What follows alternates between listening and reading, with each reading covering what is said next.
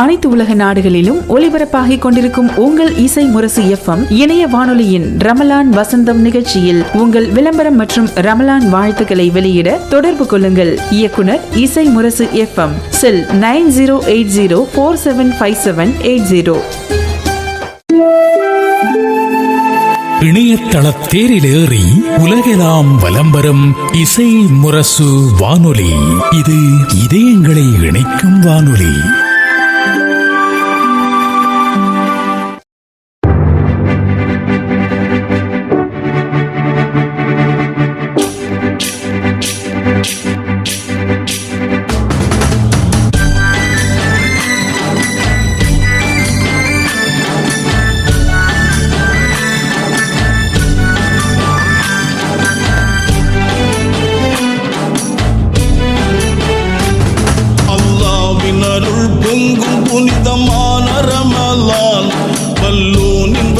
ரஹ்மத்தெல்லாம் சொரியும் ரமலான்.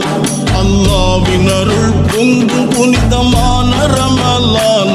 வல்லோனின் வரிசை ரஹ்மத்தெல்லாம் சொரியும் ரமலான்.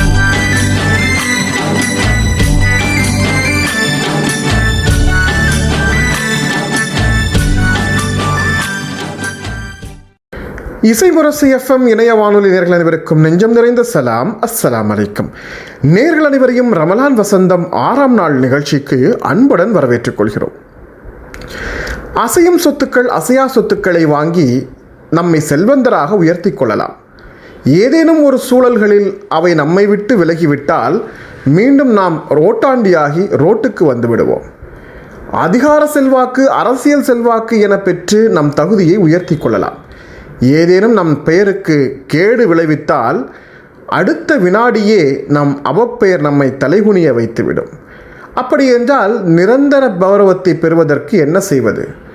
கல்வியின் வழியாக பெற்றுக்கொள்ளும் கௌரவம், கல்வியின் வழியாக பெற்றுக்கொள்ளும் பேறு நம் வாழ்நாள் முழுக்க மட்டுமல்ல, வாழ்நாளுக்கு பிறகும் செல்வம் சேர்க்கும்.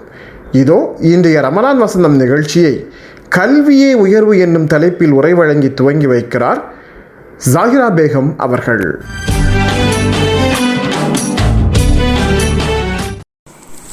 أعوذ بالله من الشيطان الرجيم. بسم الله الرحمن الرحيم. الحمد لله نحمد ونصلي على رسول الكريم. أما بعد.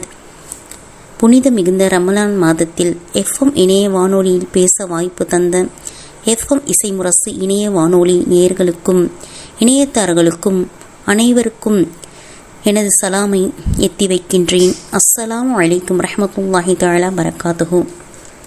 கல்வியே உயர்வு தரும் என்ற தலைப்பில் தான் இன்றைக்கி நான் பேச போகிறேன். அருள் கொடுத்து பொருள் கொடுத்து அழியா மறை கொடுத்த வல்லோனிக்கே வான் புகழும். பள்ளம் நோக்கி பாயும் பண்பை தண்ணீர் மறக்கவில்லை. மண்ணை நோக்கி விழும் பண்பை மழை துளியும் மறக்கவில்லை. விண்ணை நோக்கி வளரும் பண்பை விந்தும் மறக்கவில்லை. கல்வியை கற்ற மனிதனின் நாவு அதை பற்றி கூறுவதை ஒருபோதும் மறப்பதில்லை, மறுப்பதும் இல்லை. தொலைபுல் எல்மி ஃபரீலத்துன் அலா குல்லி முஸ்லிமின். கல்வி கற்பது ஒவ்வொரு முஸ்லிம் மீதும் கடமையாகும்.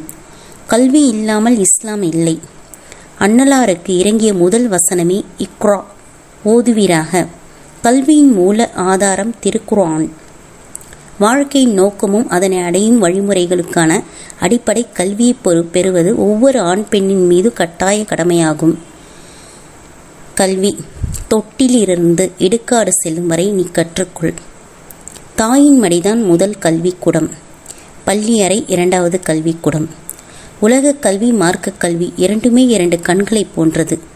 அருளை தேட மார்க்க கல்வி, பொருளை தேட உலக கல்வி.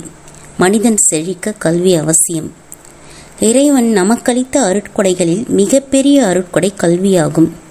கல்வி ஞானம் இறைவனிடமிருந்து வந்தவையாகும். இறைவன் ஒவ்வொருவருக்கும் ஒவ்வொரு விதமான ஞானத்தை கொடுக்கின்றான். எல்லா விதமான பயனுள்ள கல்வியையும் கற்பதற்கு முயல வேண்டும். அல்லாஹ் கூறுகிறான், தான் நாடுகின்றவர் அல்லாஹு ஞானத்தை வழங்குகின்றான். எவருக்கு ஞானம் வழங்கப்படுகிறதோ அவர் மெய்யாகவே ஏராளமான நன்மைகள் வழங்கப்பட்டவராவார். சீனா தேசம் சென்றாயினும் சீர்கல்வியை தேடிக்கொள். நபிமொழி கல்வி இல்லாதவர்கள் குருடர்களைப் போலதான். அல்லாஹ் கூறுகிறான், மேலும் பார்வையற்றவனும் பார்வையுள்ளவனும் சமமாகவே முடியாது. அறிவு நுட்பம் என்பது அறிவாளியின் கையில் விட்டுப்போன பொருளாகும். அதை எங்கு கண்டாலும் அதை பெற்றிட அவர் உரிமையுள்ளவராவார். கண்மையான ஸல்லல்லாஹு அலைஹி வஸல்லம் அவர்கள் கூறுகிறார்கள். திர்மிதி: எவர் ஒருவர் கல்வியை தேடி செல்கின்றாரோ அவருக்கு சொர்க்கம் செல்லும் பாதையை அல்லாஹு தஆலா லேசாக்கி விடுகிறான். அவருக்காக வானவர்கள் இறைஞ்சுகிறார்கள், அவர்களின் இறக்கைகளை விரிக்கிறார்கள். சோனவாசிகள் அவருக்காக துஆ செய்கிறார்கள். கடலில் வாழும் மீன்கள் உள்பட அனைத்து உயிரினங்களும் அவருக்காக பாவ மன்னிப்பு தேடுகின்றது. மனிதனுக்கு எழுதுகோள் கொண்டு அவன் கற்றுக் கொடுத்தான். மனிதனுக்கு அவன் அறியாதவற்றையெல்லாம் கற்றுக் கொடுத்தான். அல் குர்ஆன் 4:5. கல்வி 3 எழுத்து. வெற்றி என்பது 3 எழுத்து. அழியாத கல்வியை நாம் அழகான முறையில் கற்றுக்கொண்டு வாழ்க்கையில் வெற்றி பெறுவதற்கு அல்லாஹு தஆலா நாம் அனைவருக்குமே தௌஃபீக் செய்வானாக. கண்மணியாகும் ஸல்லல்லாஹு அலைஹி வஸல்லம் அவர்கள் கூறியதைப் போல் பயனுள்ள கல்வியை நாம் அனைவரும் அடைவதற்கு அல்லாஹு தஆலா நம் அனைவருக்குமே அந்த நற்பாக்கியத்தை கொடுப்பானாக. ஆமீன். அஸ்ஸலாமு அலைக்கும் ரஹ்மத்துல்லாஹி தஆலா பரக்காத்துஹு. உலக தமிழ் நெஞ்சங்களுக்கு இனிய ரமலான் நல்வாழ்த்துக்களை தெரிவித்துக் கொள்வது முகபத் பிளஸ் பார்மசி, சுபைதா பிரசவ லேகியம், அத்திக்கடை, திருவாரூர் மாவட்டம். பெண்களுக்கு பிரசவத்தினால் ஏற்படும் ஆரோக்கிய இழப்புகளை ஈடு செய்வதோடு உடல் சோர்வை குறைத்து சுறுசுறுப்பை ஏற்படுத்தும். குழந்தைகளுக்கு தாய்ப்பால் அதிகம் சுரக்கச் செய்கிறது. தமிழகம் முழுவதும் மாதந்தோறும் மருந்துகள் மற்றும் பிரசவ லேகியம் தேவை உடையவர்களுக்கு கொரியர் மூலம் அனுப்பி வைக்கப்படும். தொடர்பு எண் 9965278907. இறைவனிடம் பிரார்த்திக்க கையேந்தி துவா கேட்போம். கண்ணீர் விட்டு தன் நிலையை சொல்லி எழுவோம். இவை எல்லாவற்றிற்கும் மாற்றான ஒரு துவா வடிவம் இருக்கிறது. அதுதான் இசை. காயல் ஷாகுல் அவர்கள் இயற்றி பாடிய ஓர் அழகான பிரார்த்தனை பாடல் கேட்கலாம்.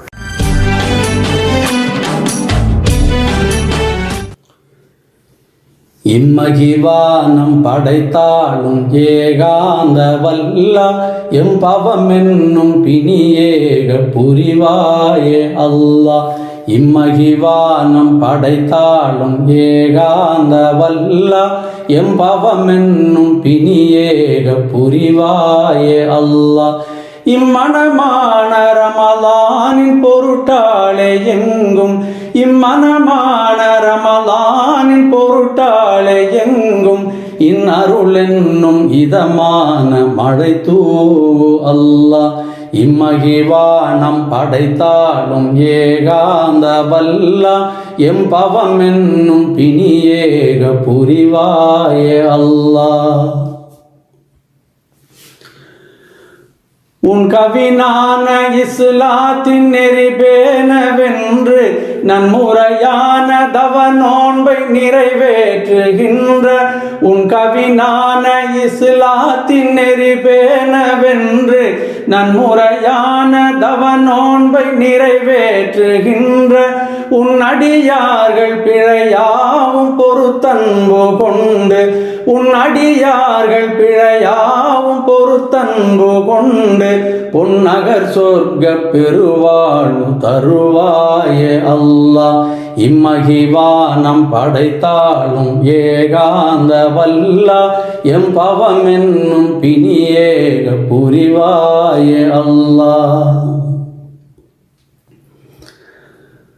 மண்ணுலகோரை கடை தேற்றும் மணியான போதம் மல்கிய ஞான பொழிலான உனதுண்மை வேதம். மண்ணுலகோரை கடை தேற்றும் மணியான போதம் மல்கிய ஞான பொழிலான உனதுண்மை வேதம். விண்ணவர் மூலம் மஹமூதர் கருள் செய்த மாதம், விண்ணவர் மூலம் மஹமூதர் கருள் செய்த மாதம் உன்னத மாதம் இதில் எம்மை உயர்வாக்கு அல்லா. இம்மகிவானம் படைத்தாலும் ஏகாந்த வல்லா எம்பவம் என்னும் பிணியேக புரிவாயே அல்லா. மனதில் ஆர்வம் மிக உன்னை தொழுதே இறந்து மகிமை நாதர் நபி மீதில் சலவாத்துரைத்து மனதில் ஆர்வம் மிக உன்னை தொழுதே இறந்து மகிமை நாதர் நபி மீதில் சலவாத்துரைத்து கனதி நன்மை விளைகின்ற அடியார்கள் நெஞ்சம் கனதி நன்மை விளைகின்ற அடியார்கள் நெஞ்சம் கமழுகின்ற நிலையெய்த புரிவாயே அல்லாஹ் இம்மகிவானம் படைத்தாலும் ஏகாந்த வல்லா எம்பவம் என்னும் பிணியேக புரிவாயே அல்லாஹ் கண்ணியமாத ரமலானில் பண்பாடி பாடி உன் அடியார்கள் இணைந்திங்கு ஒன்றாக கூடி கண்ணியமாத ரமலானில் பண்பாடி பாடி உன் அடியார்கள் இணைந்திங்கு ஒன்றாக கூடி பண்ணிடும் சேவை அதனால் தீனோர்கள் நன்மை பண்ணிடும் சேவை அதனால் தீனோர்கள் நன்மை நன்னிட உந்தன் மேலான துணை நல்கு அல்லாஹ் இம்மகிவானம் படைத்தாலும் ஏகாந்த வல்லா எம்பவம் என்னும் பிணியேக புரிவாயே அல்லாஹ் இம்மனமான ரமதானின் பொருட்டாலே எங்கும் இம்மனமான ரமதானின் பொருட்டாலே எங்கும் இன்னருள் என்னும் இதமான மழை தூவு அல்லாஹ் இம்மகிவானம் படைத்தாலும் ஏகாந்த வல்லா எம்பவம் என்னும் பிணியேக புரிவாயே அல்லாஹ். தமிழ்நாட்டில் சட்ட உதவி தேவைப்படுகிறதா? சொத்து பிரச்சனை, குடும்ப விவகாரம், கடன் வசூல் அல்லது பிசினஸுக்கான சட்ட ஆலோசனையா? நீங்கள் இந்தியாவில் இருந்தாலும் சரி, வெளிநாட்டில் இருந்தாலும் சரி, உங்களுக்கான நம்பகமான சட்ட துணை லீகல் ஐசி கன்சல்டன்சி. தமிழ்நாட்டை தளமாக கொண்டு தனிநபர்கள், நிறுவனங்கள் மற்றும் வெளிநாட்டு தமிழர்களுக்கான சட்ட சேவைகளை வழங்குகிறோம். Property matters, civil disputes, legal documentation மற்றும் கார்ப்பரேட் லீகல் சப்போர்ட் அனைத்திற்கும் தெளிவான ஆலோசனை, நேர்மையான செயல்முறை, வெளிநாட்டு தமிழர்களுக்காக UAE-யில் தனிப்பட்ட அலுவலகம். உங்கள் பிரச்சனையை நாங்கள் புரிந்து கொள்கிறோம். இப்பொழுதே www.legalic.com-க்கு செல்லுங்கள் அல்லது கால் அல்லது வாட்ஸ்அப் 7358878575. Legal IC consultancy.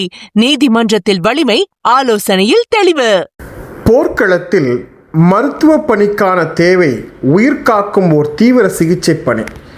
அத்தகைய பணியில் நெஞ்சுரம் கொண்ட மருத்துவ பணியாளர்களால் மட்டுமே பணியாற்ற முடியும். ஏனென்றால் போரில் காயப்படுபவர்கள் குத்துயிரும் கொலையுயிருமாக கொண்டு வரப்படுவார்கள். எப்படி சிதைக்கப்படுவார்கள் என்பதை நாம் யூகிக்கவே முடியாது. அப்படியான மனிதர்களை கையாள்வது அவ்வளவு சாதாரணமான விஷயம் அல்ல. அப்படி அசாதாரணமான விஷயத்தை கூட மிக லாபகமாக கையாண்டிருக்கிறார்கள் சஹாபா பெண்கள் என்றால் எவ்வளவு வியப்பாக இருக்கிறது.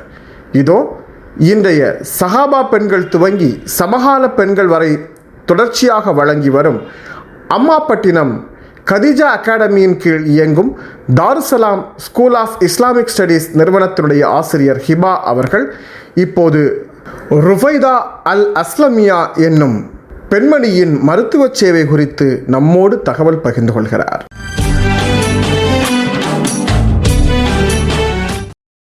அஸ்ஸலாமு அலைக்கும் வரஹ்மத்துல்லாஹி வபரகாத்துஹு. அன்பிற்குரிய இஸ்லாமிய சொந்தங்களே, உங்களோடு இணைவது அம்மாப்பட்டினம் அன்னை ஹதீஜா அகாடமியின் கீழ் இயங்கக்கூடிய தாருசலாம் ஸ்கூல் ஆஃப் இஸ்லாமிக் ஸ்டடீஸின் ஆசிரியராக பணிபுரிகிறேன். நான் ஹிபா BA BEd.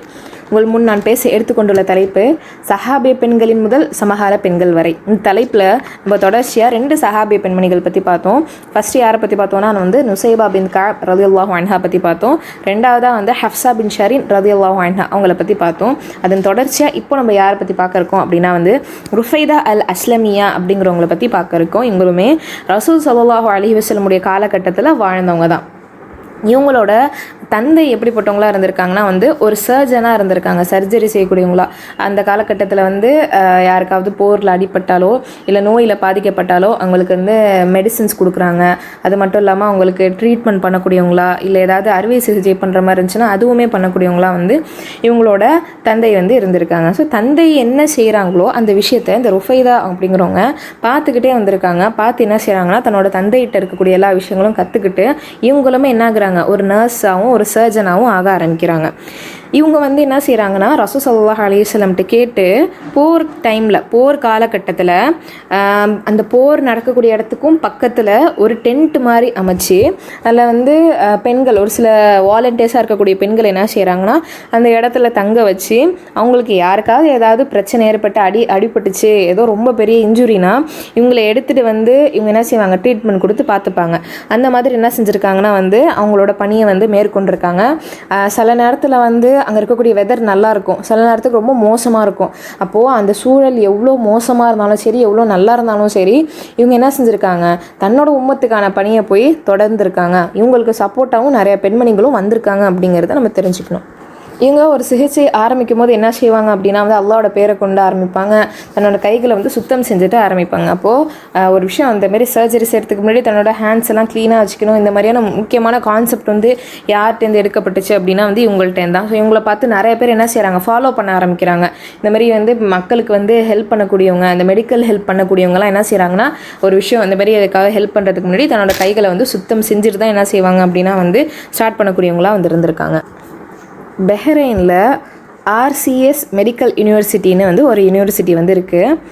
அந்த யூனிவர்சிட்டியில் ஸ்டூடெண்ட், அதாவது பெஸ்ட்டாக வந்து இருக்கக்கூடிய அந்த நர்சிங் முடித்த ஸ்டூடெண்ட்டுக்கு ஒரு ப்ரைஸ் மாதிரி அவங்க வந்து கொடுக்குறாங்க. அந்த ப்ரைஸுக்கு என்ன பேர் வச்சுருக்காங்கன்னா வந்து ருஃபைதா அல் அஸ்லமியா ப்ரைஸ் அப்படின்னு சொல்லிட்டு தான் அந்த ப்ரைஸுக்கு பேர் வச்சு வருஷம் என்ன செய்கிறாங்கன்னா வந்து அந்த மாதிரியான ஒரு ப்ரைஸ் வந்து கொடுக்குறாங்க. அப்போது இவங்களோட பேரில் ஒரு ப்ரைஸே வந்து கொடுக்கப்படுது அப்படிங்கிறது ஒரு குறிப்பிடத்தக்க ஒரு விஷயமா இருந்திருக்கு. அப்போ வந்து இவங்களோட முக்கியமான ஃபஸ்ட்டு ஒரு விஷயம் எடுத்துக்கிட்டோம் அப்படின்னா வந்து தந்தையிட்டேருந்து அதை கற்றுக்குறாங்க. அப்போது வந்து நம்மளோட தாய் தந்தை தான் வந்து நமக்கு வந்து கல்வியை கொடுத்ததில் ஃபஸ்ட்டான ஆள். குறிப்பாக நம்ம தாய் தான் ஃபஸ்ட்டு எல்லா விஷயங்களும் நமக்கு கற்றுக் கொடுத்துருப்பாங்க. அதை தொடர்ந்து நம்ம தந்தையை என்ன செய்வாங்க, நிறைய வெளி அனுபவங்களை கற்றுக் கொடுப்பாங்க. அப்போ வந்து அல்லாஹ் வந்து நமக்கான முக்கியமான கல்வியை யார்கிட்ட வச்சுருக்கான்னா நம்மளோட தாய் தந்தைகிட்ட தான் வச்சுருக்கான். அப்போ நம்ம என்ன செய்யணும்னா நம்ம தாய் தந்தைகிட்ட கேட்டு நிறைய விஷயங்களை கற்றுக்கக்கூடியவங்களாக இருக்கணும். நம்ம அம்மா அத்தை என்ன செய்கிறாங்களோ அதை பார்த்து நம்ம அப்சர்வ் பண்ணணும். அம்மா இப்படிலாம் பண்ணுறாங்க, அப்போ வந்து இதில் இது ப்ளஸ்ஸு, அதனால தான் அம்மா இப்படி பண்ணுறாங்க, இது இப்படி பண்ணால் இது மைனஸுங்கிறனால தான் அம்மா இப்படி பண்ணலை அப்படிங்கிறத அம்மா அத்தா செய்கிற விஷயங்களை பிள்ளைங்களாக இருக்கக்கூடிய நம்ம என்ன செய்யணும், பார்த்து நம்ம அந்த விஷயங்களை செய்யணும். நம்ம வந்து சின்ன வயசில் அம்மா செய்கிறதெல்லாம் பார்த்துருப்போம், அத்தா செய்கிறதெல்லாம் பார்த்துருப்போம். குறிப்பிட்ட வயசுக்கு அப்புறம் நம்ம வளர்ந்துருப்போம். வளர்ந்ததுக்கப்புறம் வந்து நம்ம யோசிப்போம், அம்மா இப்படி பண்ணாங்களே, அந்த மாதிரி இந்த இடத்துல பண்ணால் நல்லாயிருக்கும் அப்படின்னு சொல்லிட்டு. அப்போ நம்ம அந்த விஷயத்தை நம்ம அந்த இடத்துல ஃபாலோ பண்ணும்போது அது நம்மளை நிறைய பேர் வந்து ரெஸ்பெக்ட் பண்ணுவாங்க, நல்லா சொல்லுவாங்க, நல்லா பண்ணுறீங்க அப்படிங்கிற மாதிரி சொல்லுவாங்க. அப்போ வந்து ஏதோ ஒரு காலகட்டத்தில் நம்ம உணர்வோம், கண்டிப்பாக எல்லாருமே உணர்வோம், நம்ம அம்மா தான் அப்படி பண்ணாங்க, நம்ம இப்படி பண்ணும்போது அது ஒரு நிம்மதியும் இருக்கும், அவங்கள்ட்ட இன்னும் நிறைய விஷயம் நம்ம கற்றுக்கலாமே அப்படிங்கிற மாதிரி தோணும். இப்போது அல்லாஹ் வந்து ஒரு பெரிய நியமத்தை நம்ம கையில் கொடுத்துருக்கா. அந்த நியமத்துலேருந்து எவ்வளோ விஷயம் நம்மளால் கற்றுக்க முடியுமோ அவ்வளோ விஷயங்களும் இன்ஷா அல்லாஹ் கற்றுக்கக்கூடியவங்களாக இருக்கணும். ரெண்டாவது வந்து நம்மளோட சமுதாயத்துக்கான பணி, ஓகேவா, நம்ம வந்து முஸ்லீம் உம்மத்துக்காக நம்மளோட பணிங்கிறது அதிகமாக இருக்கணும். இப்போ வந்து என்னால் எனக்கு கம்ஃபர்டபுளாக இருக்குது, எனக்கு இந்த இடம் ஈஸியாக இருக்குது, நான் போய் பண்ணுறேன் அப்படிங்கிறத தாண்டி எனக்கு அந்த இடத்துல என்ன ஒரு கஷ்டம் வந்தாலுமே என்ன செய்கிறேன், நான் போய் பண்ணுறேன் அப்படிங்கிற மாதிரியான விஷயத்தில் நம்ம மனசை நம்ம வந்து மாற்றணும். ஃபார் எக்ஸாம்பிள் ஒரு விஷயம் சொல்லலாம் அப்படின்னா வந்து நீங்கள் டெய்லி வந்து குரான் வந்து பிள்ளைங்களுக்கு ஓத சொல்லிக் கொடுக்குறீங்க. ஆனால் நீங்கள் சொல்லிக் கொடுக்கக்கூடிய இடம் வந்து நல்லா வந்து 3-4 கிலோமீட்டர் தள்ளி இருக்குது. ஸோ டெய்லி அந்த 3-4 கிலோமீட்டர் போய் நீங்கள் போய் சொல்லிக் கொடுத்துட்டு வரத்துக்குள்ளே உங்களுக்கு கொஞ்சம் கஷ்டமாக இருக்குது, டிரான்ஸ்போர்ட்டுமே உங்களுக்கு அந்த இடத்துல சரியாக அமையலை அப்படின்னா கஷ்டப்பட்டு வெயிலில் போய் கற்றுக் கொடுத்துட்டு வர மாதிரி தான் நமக்கு இருக்கும். ஆனால் இந்த கஷ்டத்துக்கு பிறகு ஒரு பெரிய லேஸ் இருக்குது. ப்ளஸ் வந்து அல்லாஹ் வந்து அதை வந்து சதக்கா ஜாரியாக வச்சுருக்கான். அப்போ நம்ம மரணிச்சதுக்கு அப்புறமாவும் நம்ம அந்த பிள்ளைங்களுக்கு கல்வி சொல்லிக் கொடுத்து அந்த பிள்ளைங்க அடுத்தடுத்த ஆட்களுக்கு சொல்லிக் கொடுத்து அதோட நன்மைங்கிறது நம்மளுக்கு வந்துக்கிட்டே தான் இருக்கும். அப்போது ருஃபைதாவை பொறுத்த வரைக்கும் அவங்களும் செஞ்சுருக்காங்க, நிறைய பேர் வாலண்டியர்ஸாகவும் வந்திருக்காங்க. அப்போ அந்த வாலண்டியர்ஸ்க்குமே சொல்லிக் கொடுத்துருப்பாங்க. இந்த கை கழுவக்கூடிய அந்த பழக்கங்கிறது இவங்க ஆரம்பித்து வச்சாங்க, ஆனால் இன்ன வரைக்குமே எல்லாருமே அதை வந்து கடைப்பிடிச்சிட்டு இருந்திருக்காங்க. அப்போது ஒரு விஷயத்தை ஸ்டார்ட் பண்ணி வைக்கிறதுக்கு தான் இங்கே ஆள் வேணும். நல்ல விஷயங்களை ஸ்டார்ட் பண்ணி வைக்கிறதுக்கு தான் ஆள் வேணும். ஸ்டார்ட் பண்ணிட்டோன்னா அல்லாவோட உதவியால் அது கண்டினியூவாக தொடர்ந்துக்கிட்டே இருக்கும் அப்படிங்கிறத நம்ம உணரணும் இன்ஷா அல்லாஹ். அதனால் நம்ம வந்து நம்மளோட சமுதாயத்துக்கான பணியை வந்து இன்ஷா அல்லாஹ் நம்ம வந்து செய்யக்கூடியவங்களாக இருக்கணும். அல்லாஹ் வந்து அவங்களோட தர்ஜாவை எப்படி உயர்த்தி வச்சான், இவங்களோட பேரில் ஒரு ப்ரைஸ் கொடுக்குற அளவுக்கு, அதுவும் பஹ்ரைனில் கொடுக்குற அளவுக்கு அல்லாஹ் வந்து அவங்களோட தர்ஜாவை உயர்த்தி வச்சுருக்கான். அப்போது இம்மையிலே அல்லாஹ் இப்படி செய்யக்குள்ள அவங்களுக்கு வந்து மறுமையில் அதோட ரிவார்டுங்கிறது ரொம்ப அதிகமாக இருக்கும் அப்படிங்கிறத நம்ம இந்த இடத்துல உணரக்கூடியவங்களாக இருக்கணும். இன்ஷா அல்லாஹ் இவங்களேருந்து வரலாறுலேருந்து எடுத்துக்கூடிய நம்ம படிப்பினையை வந்து நம்ம ஃபாலோ பண்ணக்கூடியவங்களாக இருக்கணும்னு சொல்லி முடிச்சுக்கிறேன். அஸ்ஸலாமு அலைக்கும் வரஹ்மத்துல்லாஹி வபரகாத்துஹு. உலகில் நீங்கள் எந்த நாட்டில் வாழ்ந்தாலும் உங்களுக்கு வேண்டிய இஸ்லாமிய நூல்களை உங்கள் வீட்டு வாசலுக்கே வரவழைத்துக் கொள்ள உதவுகிறது சென்னை ரஹ்மத் பதிப்பகம். இஸ்லாத்தின் மூலாதார நூல்களை அரபு மொழியிலிருந்து தமிழாக்கம் செய்து வழங்கும் தொண்டினை 1993 ஆண்டிலிருந்து ஆற்றி வரும் சென்னை ரஹ்மத் பதிப்பகத்தின் பெருமைக்குரிய வெளியீடுகள் குர்ஆன், தப்சீர், இப்னு கசீர், ஹதீஸ் தொகுப்புகளான புகாரி, முஸ்லிம், திர்மிதி, நசாயி, அபூதாவுது, இப்னு மஜா ஆகிய அனைத்தையும் வாட்ஸ்அப் மூலமே தொடர்பு கொண்டு வரவழைத்துக் கொள்ளலாம். தொடர்பு கொள்வதற்கான இலக்கத்தை தருகின்றோம், குறித்துக் கொள்ளுங்கள். +9194402500. அனைத்து இஸ்லாமிய நூல்களும் கிடைக்கும் அற்புத களஞ்சியம் சென்னை ரஹ்மத் பதிப்பகம்.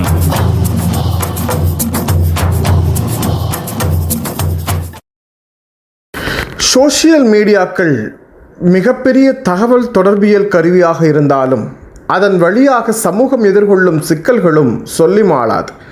அப்படியான சிக்கல்களில் இப்போது அதிகமாக இளம் பெண்கள் சிக்கிக்கொள்கிறார்கள். அதற்காக ஒட்டுமொத்தமாக பெண்களிடமிருந்து சோஷியல் மீடியாக்களை பறித்து கொள்ளலாமா என்று கேட்டால் அதுவும் அறிவார்ந்த செயலாக இருக்காது. அப்படியென்றால் சோஷியல் மீடியாவை எப்படி பயன்படுத்துவது என்று பள்ளி குழந்தைகளுக்கே சொல்லிக் கொடுக்க வேண்டிய தேவை இன்றைக்கு உருவாகியிருக்கிறது. மிக குறிப்பாக இந்த சோஷியல் மீடியாக்கள் வழியாக இளம் பெண்கள் எதிர்கொள்ளும் சிக்கல்களை மையப்படுத்தி நிறைய தகவல்களையும் விழிப்புணர்வுகளையும் பேச வேண்டியிருக்கிறது. இதோ முத்துப்பேட்டை ரஹ்மத் பெண்கள் மெட்ரிக் மேல்நிலைப்பள்ளி மாணவி சோஷியல் மீடியாவும் இளம் பெண்களும் என்னும் தலைப்பில் உரை தர வருகிறார்.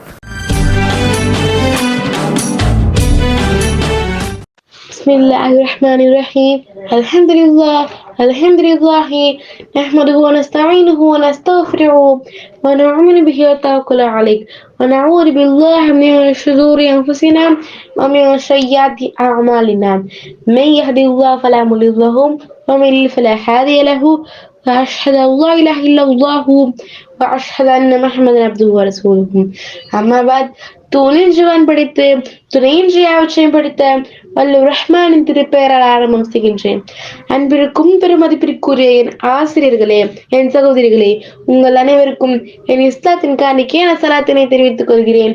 அஸ்ஸலாமு அலைக்கும் வரஹ்மத்துல்லாஹி வபரகாத்துஹு. சமூக ஊடகங்களும் இளம் பெண்களும். சமூக ஊடகம்னா என்ன? இந்த காலத்துல சமூக ஊடகம் தானே நம்ம வாழ்க்கையில பிரிக்க முடியாத விஷயமா இருக்கு. ஃபேஸ்புக்ல இருந்து இன்ஸ்டாகிராம், ஸ்னாப்சாட்னு எத்தனையோ ஆப்ல தூரத்துல இருக்கிறவங்களை கிட்ட அணுகலாம். அதன் மூலம் அறிவு பெறலாம், தன் திறனை வளர்த்துக்கலாம். அதன் மூலமே எண்ணற்ற நன்மைகளை சம்பாதிக்கலாம். ஆனால் இந்த காலத்து இளம் பெண்கள் சோசியல் மீடியாவை எதுக்கு யூஸ் பண்றாங்க? நன்மைக்காகவா யூஸ் பண்றாங்க? சமூக ஊடகம் என்பது ஒரு பரிசோதனை. அது நம்ம சொர்க்கத்திற்கும் இழுத்து செல்லக்கூடியது, நரகத்திற்கும் இழுத்து செல்லக்கூடியது. நம்ம பதிவிடும் ஒவ்வொரு போட்டோ, வீடியோ, அதுல நம்ம போடுற கமெண்ட்னு எல்லாமே கேமத்தினால அல்லாஹ்வுடைய இடத்துல நம்மளுக்கு எதிராக சாட்சி கூடும். இதை மறந்து விடாதீர்கள் சகோதரிகளே. நபி ஸல்லல்லாஹு அலைஹி வஸல்லம் அவர்கள் குறிப்பிட்டுள்ளார்கள், கஃபாபில் அம்ரி கரீபன் ஐ யுஹத்திஸ் பிகுல்லி மா சமிஅ. ஒருவன் கேட்டதெல்லாம் விசாரிக்காமல் உண்மை தகவலா என்று அறியாமல் பேசுவதால் அவனுக்கு பொய் என்று குற்றம் போதுமானது. முஸ்லிமில் பதிவீடு செய்யப்பட்ட ஹதீஸ். கொஞ்சம் யோசிச்சு பாருங்க சகோதரிகளே. எத்தனையோ ஃபார்வர்ட் மெசேஜ் நம்ம எத்தனையோ பேருக்கு அனுப்பியிருப்போம். முக்கியமா இந்த வாட்ஸ்அப்ல 20 பேருக்கு இந்த மெசேஜ் அனுப்புங்க, 20 நிமிஷத்துல ஒரு நல்ல செய்தி வரும்னு நம்மள எத்தனை பேர் இந்த மெசேஜ் அனுப்பியிருப்போம். இது ஒரு வகையான ஷிர்க்னு சொன்னா உங்களால ஏத்துக்க முடியுமா? ஷைத்தான் இந்த மாதிரி விஷயத்தின் மூலமா கூட அல்லாஹை மறக்க வைப்பான். இதை விடுங்க, இப்பொழுது மாடல் என்ற பெரிய பெரிய தவறுகள் எல்லாம் மிக சாதாரணமா செய்யறோம். தலைமுடியை விரித்து கொண்டோ சரியான முறையில் ஆடை அணியாமலும் ரீல்ஸ், ஷார்ட்ஸ், டிக்டாக் என்ற பெயர் இஸ்லாத்தின் கண்ணியத்தை சதப்படுத்துறோம். காசியாத்துன் ஆதியாத்துன் மூமினாத்துன் மாயிராத்துன் ஒரு பெண்ணின் கூட்டம், ஒரு பெண்ணின் சமுதாயம். எப்படிப்பட்ட பெண்கள் என்றால் காசியாத்துன் ஆரியாத்துன் ஆடை அணிந்த நிர்வாணிகள், ஆடை அணிந்த நிர்வாணிகள், பிறர் பக்கம் சாயக்கூடிய, பிறரை தன் பக்கம் சாயப்படுத்தக்கூடிய பெண்களின் கூட்டம். அந்த பெண்களுடைய அடையாளம் என்ன தெரியுமா? ஒட்டகத்தின் திமில்கள் இருப்பது போல அவர்களுடைய முடிகள் உயர்த்தி கட்டப்பட்டிருக்கும். அப்படிப்பட்ட பெண்கள் நரகவாசிகள் என்று நபி ஸல்லல்லாஹு அலைஹி வஸல்லம் அவர்கள் கூறியுள்ளார்கள். நன்றாக சிந்தித்து பாருங்கள் சகோதரிகளே. அந்த சமுதாயமோ நம்முடைய சமுதாயம் தானா என்று நினைக்க தோன்றுகிறது.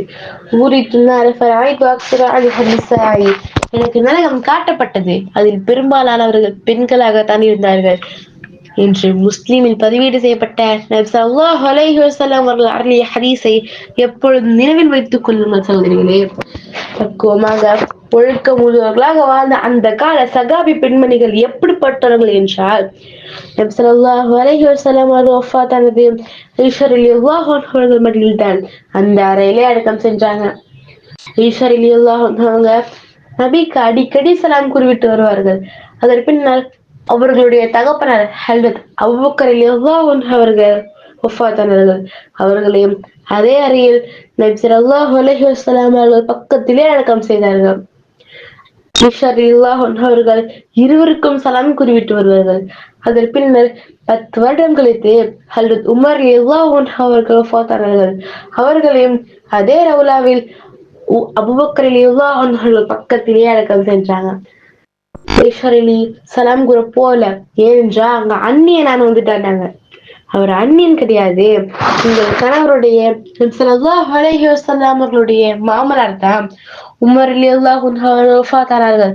அவர்களை அடக்கமும் செய்து விட்டனர். அப்படி இருந்தும் கூட ஆயிஷா ரலியல்லாஹு அன்ஹா அவர்கள் செல்ல மறுத்தார்கள் என்றால் எந்த அளவிற்கு ஒழுக்கம் உள்ளவர்களாக வாழ்ந்திருப்பார்கள் என்று நாம் சிந்தித்து பார்க்க வேண்டும் சகோதரிகளே. ஆனா இன்றைய காலத்து பெண்கள் எடுத்துக்கோங்க, சமூக ஊடகம் எல்லாமே ரொம்ப சாதாரணமா போச்சு. இன்னைக்கு ஃபேஸ்புக்கோ இன்ஸ்டாவோ ஆணோ பெண்ணும் யார்கிட்ட பேசுறோம் அது யாருன்னு தெரியாது, அவங்க எங்கன்னு பேசுறாங்க அதுவும் தெரியாது. ஆனா அவங்க கிட்ட பேசுறதுல மன சந்தோஷம் கிடைக்குது, மன நிம்மதி கிடைக்குது. எதுல இருக்கு மன நிம்மதி? எதுல இருக்கு? சூரா ராத்ல 28வது ஆயத்தில் அல்லாஹ் கூறியுள்ளான், الذين آمنوا وتطمئن قلوبهم بذكر الله على بذكر الله وتطمئن قلوبهم. அல்லாஹ்வை நினைவு கூறுவதனால் தான் இதயங்கள் அமைதி அடைகின்றன. நிச்சயமாக அல்லாஹ்வை நினைவு கூறுவதனாலேயே இதயங்கள் அமைதி அடைகின்றன. மேலும் நபி ஸல்லல்லாஹு அலைஹி வஸல்லம் அவர்கள் கூறியுள்ளார்கள், இதயம் கராராகிவிடும், அதாவது கருப்பாகிவிடும். அதனை பளபளப்பாகும்படி அல்லாஹ்வை நினைவு கூறுவதே. அதற்காக சமூக ஊடகங்களை பயன்படுத்த நான் சொல்லல, ஒவ்வொரு எல்லைக்கு ஒரு வரம்பு இருக்கிறது. இஸ்லாம் அதிகப்படியாக செலவிடாதே, தவறாக பயன்படுத்தாதே என்று எச்சரிக்கிறது. மேலும் திருக்குர்ஆனில் அல்லாஹ் கூறியுள்ளான், இன்னஹு லா யுஹிப்புல் முஸ்ரிஃபீன், நிச்சயமாக அல்லாஹ் அளவுக்கு மீறுபவர்களை நேசிப்பதில்லை. மேலும் கியாமத் நாள்ல சூரியன் மனிதர்களுக்கு அருகில் கொண்டு வரப்படும். மனிதர்களின் மூளையே உருகிவிடும் அளவிற்கு வெப்பம் இருக்கும். அப்படிப்பட்ட நிலையில் அல்லாஹ் சுப்ஹானஹு வ தஆலா தன்னுடைய அர்ஷின் நிழல் 7 வகையான நபருக்கு இடமளிக்கிறான். அதில் 2வது நபர் யார் தெரியுமா? தன்னுடைய வாலிபத்தை அல்லாஹோட பாதையில் கழித்தவன். நன்றாக சிந்தித்து பாருங்க சகோதரிகளே. இந்த பாக்கியத்தை நாம் பெற்றுக்கொள்ள வேண்டாமா? அப்போது நாமும் அந்த கடின நாளில் அல்லாஹ்வின் அர்ஷில் நிம்மதியாக இருப்போமாக. அல்லாஹும்ம ஜஅல்னா மினல் லதீன துலில்லுஹும் ஃபீ லில்லி அர்ஷிக யௌமல் லா லில்ல இல்லா லுல்லிக. அல்லாஹ்வே, நிழல் இல்லாத நாளில் உன் அர்ஷின் நிழலை எங்களுக்கும் வைத்தருள்வானாக. ஆமீன் ஆமீன் யா ரப்பல் ஆலமீன். வாஹிர் தவானா அல்ஹம்துலில்லாஹி ரப்பில் ஆலமீன். அஸ்ஸலாமு அலைக்கும் வரஹ்மத்துல்லாஹி வபரகாத்துஹு. பள்ளிவாசல்களுக்கு தேவையான கார்பெட்டுகள் வாங்கிட வருகை தாருங்கள் தாஜ் டிரேடர்ஸ் சென்னை. பள்ளிவாசல் கார்பெட்டுகளுக்காக அமைக்கப்பட்டிருக்கும் தனி பெரும் ஷோரூம் தாஜ் டிரேடர்ஸ் சென்னை. உயர்ந்த தரத்தில் நவீன வடிவமைப்பில் புத்தம் புதிய டிசைன்களில் விதவிதமான கார்பெட்டுகள் வாங்கிட தமிழகத்தின் பிரம்மாண்ட ஷோரூம் தாஜ் டிரேடர்ஸ் சென்னை. பள்ளிவாசல் பணிக்காக மொத்த விலைக்கே சில்லறை விற்பனை செய்யும் தமிழகத்தின் முன்னணி carpet showroom Taj traders Chennai. உங்கள் பகுதிக்கே நேரில் வந்து கார்பெட் அமைத்து தருகிறோம். வாட்ஸ்அப் மூலம் ஆர்டர் செய்யும் வசதியும் உண்டு. தொடர்புக்கு தாஜ் டிரேடர்ஸ், காந்தி நகர், கரம்பாக்கம், போரூர், சென்னை. செல் 9444485670. கொஞ்சமும் அச்சமில்லாமல் உயிரோடு இருக்கும் பெண் குழந்தைகளை மிகப்பெரிய பள்ளத்தில் தள்ளி மண்ணிட்டு மூடும் பாதகச் செயலை அன்றைய அரபுகள் மிகச் சாதாரணமாக செய்து விடுவார்கள். பெருமானார் போராடி தடுத்த பணிகளில் இதுவும் ஒன்று. அப்படி செய்துவிட்ட ஒரு சஹாபி சொல்ல கதையை கேட்டு கண்கலங்கிய வரலாற்று சம்பவத்தை இன்றைய பெருமானார் அழுத பொழுதுகளில் உணர்வுபூர்வமாக விவரிக்கிறார் நெல்லிக்குப்பம் கல்வியாளர் ஃபிரோஸ்கான் அவர்கள்.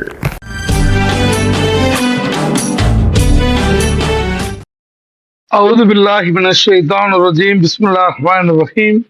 அஸ்ஸலாமு அலைக்கும் வரஹ்மத்துல்லாஹி வபரகாத்துஹு.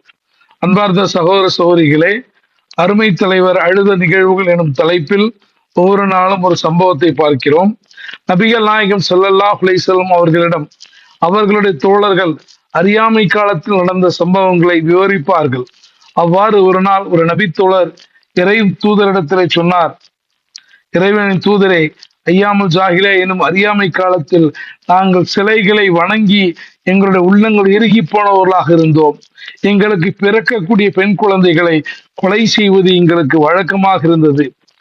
என் மனைவிக்கு குழந்தை பிறக்கவிருந்த சமயத்தில் ஒரு அவசர தேவையின் நிமித்தம் பயணத்துக்கு சென்றேன். பல நாட்கள் கழித்து திரும்பி வந்தபோது குழந்தை குறித்து கேட்டதற்கு குழந்தை இறந்தே பிறந்தது என என் மனைவி கூறினால் நானும் அதிலே நம்பிவிட்டேன். பல மாதங்களுக்கு பிறகு மீண்டும் ஒரு பயணம் சென்றேன். ஏதோ ஒரு காரணத்தினால் இடையில் பயணத்தை நிறுத்திவிட்டு அவசரமாக வீடு திரும்பினேன். திடீரென வீட்டுக்குள் வந்தபோது மிக அழகிய பெண் குழந்தை ஒன்று வீட்டு திண்ணையில் விளையாடி கொண்டிருந்தது. அது இன்னொருவருடைய குழந்தை என்று மனைவி சொன்னாலும் அந்த குழந்தையை பார்த்ததும் என்னையும் அறியாமல் என் மனதில் பாசம் பொங்கியது. அதை மடியில் வைத்து கொஞ்சலானேன். நாளடைவில் நானும் அந்த குழந்தையும் நெருங்கி பழகுவதை பார்த்த என் மனைவி ஒரு நாள் உண்மையை சொல்லிவிட்டாள். ஆம், அது என் குழந்தைதான். உங்களுக்கு பயந்துதான் இது இறந்தே பிறந்தது என்று நான் போய் சொன்னேன். ஆகவே அவள் பிறந்த பின் அவளை எனது சகோதரி வீட்டுக்கு அனுப்பிவிட்டேன் என்றான். அல்லாஹ்வின் தூதரே, என்ன சொல்வேன்? எவ்வளவு அழகான குழந்தை தெரியுமா அது? ஒரு பாவமும் அறியாத அந்த குழந்தை தன் பிஞ்சு கைகளால் என்னை தொடும்போது என் இதயத்தில் அதன் குளிர்ச்சியை உணர்ந்தேன். ஆனால் குழந்தை வளர வளர அறியாமைக்கால அந்த ரோஷமும் என்னில் வளர்ந்தது. அறியாமைக்கால மூடப்பழக்கத்தின் காரணத்தினால் என் மகளை நானே கொல்ல வேண்டும் என்று முடிவு செய்தேன். ஒரு நாள் அவளை அழைத்து கொண்டு காட்டுப்பகுதிக்கு சென்றேன். என் மகள் என்னிடத்தில் கேட்டால், வாப்பா, எங்க என்னை கூட்டிட்டு போறீங்க? இதுவரை பார்க்காத இடத்துக்கு உன்னை கூட்டி போகிறேன் என்று சொல்லி நல்ல ஆடைகளை உடுத்தி அவளை கூட்டி சென்றேன். அடிக்கடி என் மகள் என்னை முத்தமிட்ட போது நான் தடுமாறி கொண்டிருந்தேன். இருந்தாலும் என் உள்ளத்தில் அந்த அறியாமை கால அந்த ரோஷம் வந்த காரணத்தினால் அதையெல்லாம் பொருட்படுத்தாமல் என் மகளை ஒரு இடத்தில் இறக்கிவிட்டு ஒரு குழியை தோண்ட ஆரம்பித்தேன். அவளுக்காகத்தான் நான் மனதை தோண்டுகிறேன் என்பதை அறியாது எனது மகள் வேடிக்கை பார்த்து கொண்டு தன் கைகளால் என் உடையிலும் உடலிலும் உள்ள மண்ணை தட்டிவிட்டு கொண்டே இருந்தால் குழி தயாரானது. மனதை கல்லாக்கி கொண்டு ஒரே தடவையில் அவளை குழியில் தள்ளிவிட்டேன். அல்லாஹ்வின் தூதரே, அப்போது அவள் அப்பா அப்பா என்று கத்தி கொண்டிருந்தாள். அவள் கத்திய அந்த அலறல் இப்போது வரைக்கும் என் செவிகளில் இடியாக முழங்கிக் கொண்டிருக்கிறது. இறை தூதரே என்று அந்த தோழர் சொன்னவுடன் நபிகள் நாயகம் ஸல்லல்லாஹு அலைஹி வஸல்லம் அவர்களுடைய கண்களிலிருந்து கண்ணீர் வழிந்தோடியது. கட்டுப்படுத்த முடியாமல் எழுதார்கள். அப்போது அருகில் இருந்த இன்னொரு தோழர் சொன்னார், இறை தூதரை அழ வைத்து விட்டீரே, இறை தூதரை கவலையடை செய்து விட்டீரே என்று சொன்ன போது இறை தூதர் சொன்னார்கள், அவரை விடுங்கள். அறியாமை காலத்தில் அவர் செய்த கொடூர செயலின் காரணத்தினால் அவர் அடைந்த அடிமனதின் வேதனைகளை இப்போது வெளிப்படுத்துகிறார் என்று சொல்லி அந்த சம்பவத்தை இன்னொரு முறை சொல்ல கேட்டு மீண்டும் தனது தாடி நனைக்கக்கூடிய அளவுக்கு குலுங்கி குலுங்கி அழுதார்கள். பிறகு நபி ஸல்லல்லாஹு அலைஹி வஸல்லம் சொன்னார்கள், நாம் தான் எவ்வளவு கல்லஞ்சக்காரர்களாக இருந்திருக்கிறோம். ஐயாமுல் ஜாஹிலியா எனும் அறியாமை காலத்தில் நாம் செய்த செயல்களை அல்லாஹு தாலா மன்னித்து விடுவான் தோழரே, எனவே அதை குறித்து கவலை கொள்ளாதீர்கள் என்று சொல்லி உமது நற்செயல்களை புதுப்பித்துக் கொள்வீராக என்று அறிவுரை கூறினார்கள். பிறந்த பெண் குழந்தைகளை உயிரோடு புதைத்த அந்த அரபு சமூகத்தில அந்த பழக்கத்தை மாற்றுவதற்காகத்தான் நபிகள் நாயகம் ஸல்லல்லாஹு அலைஹி வஸல்லம் அவர்கள் தொழும்போது தங்களுடைய புதல்வியினுடைய குழந்தைகளை, பெண் குழந்தைகளை தொழுகையிலே ஏற்றிக்கொண்டு தொழக்கூடியவர்களாக, இன்னும் யார் 3 குழந்தைகளை பெற்று அதை முறையாக வளர்க்கிறாரோ அவருக்கு சூனம் நிச்சயம் என்ற ஹதீதுகள் மூலமாக, அப்போது கூட நபித்தோழர்கள் கேட்டார்கள், 2 பெற்றாலுமா என்று சொன்னபோது ஆம் என்று சொன்னார்கள். இப்படிப்பட்ட ஊக்குவிப்பின் காரணத்தினால் போர்களின் போது சிலர் இறந்து போக அவர்களுடைய பெண் குழந்தைகளை தத்தெடுத்து வளர்ப்பதற்கு சஹாபாக்கள் போட்டி போட்டார்கள். அதற்காக சீட்டு குலுக்கி அவர்களுக்கு அந்த குழந்தைகளை வளர்க்கக்கூடிய பொறுப்பை கொடுக்கக்கூடிய அளவுக்கு பிறந்தவுடன் பெண்களை புதைத்து கொண்டிருந்த காலத்தில் பெண்களை ஒரு சூனத்தின் தலைவியாக அந்த மக்களுக்கு மத்தியிலே உருவகப்படுத்தியது இஸ்லாம். அதனால்தான் ஒரு கவிஞர் சொன்னார், பிறந்தவுடன் பெண்களை சூனத்துக்கு ஏற்றுமதி செய்து கொண்டிருந்த காலகட்டத்தில் சூனத்தை பெண்களின் காலடியில் இறக்குமதி செய்தது இஸ்லாம் என்று. எனவே அந்த அடிப்படையிலே நாம் ஆண் குழந்தை பெண் குழந்தை என்று வித்தியாசப்படுத்தி பார்க்காமல் நமது பெண் குழந்தைகளையும் முறையான சரியான முறையிலே வளர்த்து அவர்களின் மூலமாக சோனப்பேற்றை அடையக்கூடிய நன்மக்களாக அல்லாஹ் ரப்புல் ஆலமீன் உங்களையும் என்னையும் ஆக்குவானாக. அஸ்ஸலாமு அலைக்கும் வரஹ்மத்துல்லாஹி வபரகாத்துஹு. இஃப்தார் என்னும் பெயரில் மிக ஆடம்பரமான உணவு திருவிழா இப்போதெல்லாம் பள்ளிவாசல்கள் தூரம் நடக்க துவங்கிவிட்டன.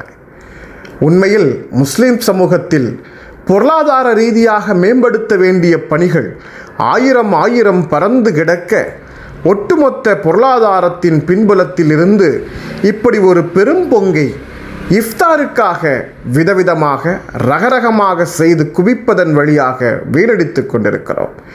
எவ்வளவு பெரிய பொருளாதார இழப்பு இந்த கலாச்சாரத்தின் வழியாக நாடெங்கும் உலகெங்கும் ஏற்படுகிறது என்பதை நாம் அனுதினமும் சிந்திக்க கடமைப்பட்டிருக்கிறோம். மிக எளிமையான மனிதர்கள் எளிமையாக செய்ய வேண்டும் என்பதற்காகத்தான் நோன்பு திறப்பதற்கு கூட மிக எளிமையான கஞ்சி தயாரிக்கும் பணியை தமிழர்கள் உருவாக்கி வைத்தார்கள். ஆனால் அதையே கூட இன்றைக்கு ஆடம்பரமாக்கி அழகு பார்க்கும் சமூகமாக மாறிவிட்டோம். அன்றைய பொழுதுகளில் இந்த இஃப்தார் என்னும் நோன்பு எப்படி திறக்கப்பட்டது, என்னென்ன பதார்த்தங்கள் பயன்படுத்தப்பட்டது, இதோ நன்னிமா வீட்டு திண்ணையில் கேட்கலாம். சொல்கிறார் எழுத்தாளர் முதுவை சம்சுல் ஹுதா பானு அவர்கள்.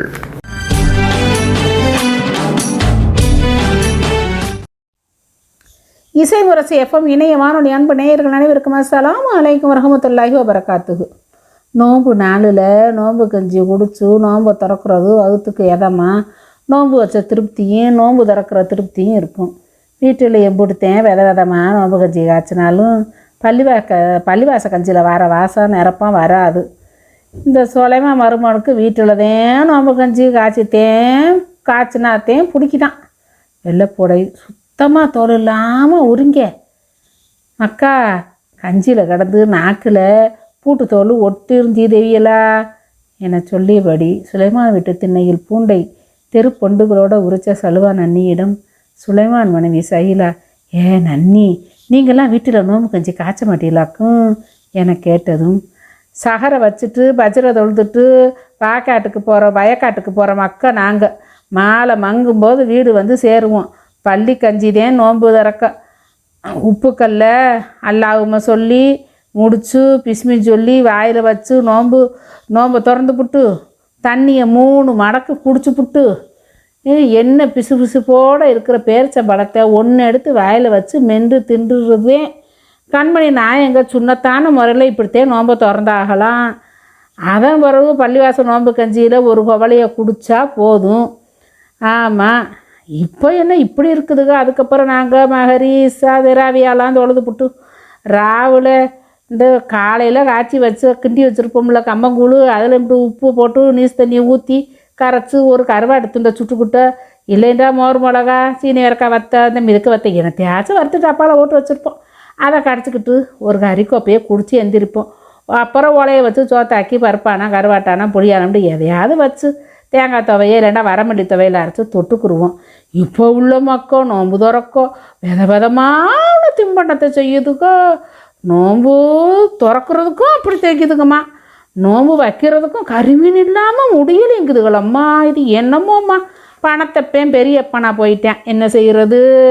விறகு அடுப்பு அரிக்க முள் விறகு மாட்டுச்சாணி எருண்டு சேர்த்து வைக்கணும். ஆமாம், நெல் அவிச்சு மிஷினில் கொடுத்து அரிசியாக்கி புடச்சி வைக்கணும். பச்சை அரிசியை உரலை இழுத்து உரலை ஊற்றி புடச்சி வைக்கணும். இப்போல்லாம் கல் மண் இல்லாமல் சுத்தமாக பருத்தியே புடவையாக காய்ச்ச கதையாவில் வந்துருச்சு. எல்லாமே ஈஸியாக கிடச்சிருச்சுல்ல. இப்போ சுகருண்டு எங்கே பார்த்தாலும் சோறு. இந்த சிறுதானிய நோம்பு கஞ்சியில் இப்போ குடிக்குதுக்கெல்லாம் ஜனங்க. செய்யலாமா, இந்த சிறுதானிய நோம்பு கஞ்சி செய்கிற முறையை சொல்லேன்ப்பா கேட்போம். குருதாலியாக அவிச்சு காய போட்டு பொத்துண்டு குத்தி உமி போக புடச்சி சோறாக்கி கருவாட்டானை வச்சு உண்டவுக நாங்கள். இப்போ குருதாலி பிரியாணம் இல்லாமலாம் செய்கிறாங்களாம். என்னம்மா, ஆனைக்கு ஒரு காலம் வந்தால் பூனைக்கு ஒரு காலம் வருங்கிற கதையில் இப்போ ஒதுக்கி வச்ச குருதாலி சாமை சோலை கம்புண்டு மக்கள் சாப்பிட ஆரம்பிச்சு அது விலை யானை விலை குதிரை விலை ஆகிப்போச்சுடி அம்மா. புஞ்சக்காட்டில் விவசாய சாகுபடி விலை போகாமல் இருந்த காலம் போய் சரி நான் சொல்லிக்கிட்டே தான் கிடப்பேன். நீ நோம்பு கஞ்சி செய்கிற தகவலை சொல்லுது ஐயே, நானும் தான் கேட்டுக்குருவேனே.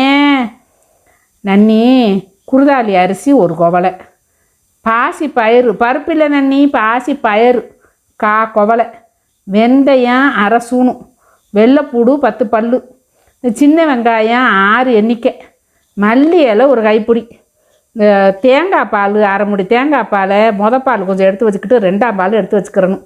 தேவையான அளவு உப்பு, ஒரு 1/4 ஸ்பூனு மஞ்சத்தூள், அதோட 2 ஸ்பூனு இந்த தாளிக்கிற கடலை எண்ணெய், இந்த இஞ்சி பூண்டு ஒரு சின்ன துண்டு ஒரு 4 பூண்டையும் நச்சு பிடிச்சி நல்லா தட்டி வச்சுக்கிறணும். சோம்பு தூள் 1 ஸ்பூன் இப்படித்தேன். முதல்ல என்ன செய்யணும், இந்த குருதாடி அரிசியை நல்லா கலரை வேக போடணும். பாசி பயிரையும் கலரை வேக போடணும். கலரை 2 வெந்த பிறகு 2ஐயும் ஒன்றாத்துக்கு ஊற்றிவிட்டு, ஏன்னா 2 தனித்தனி வேக லேட்டாகும்.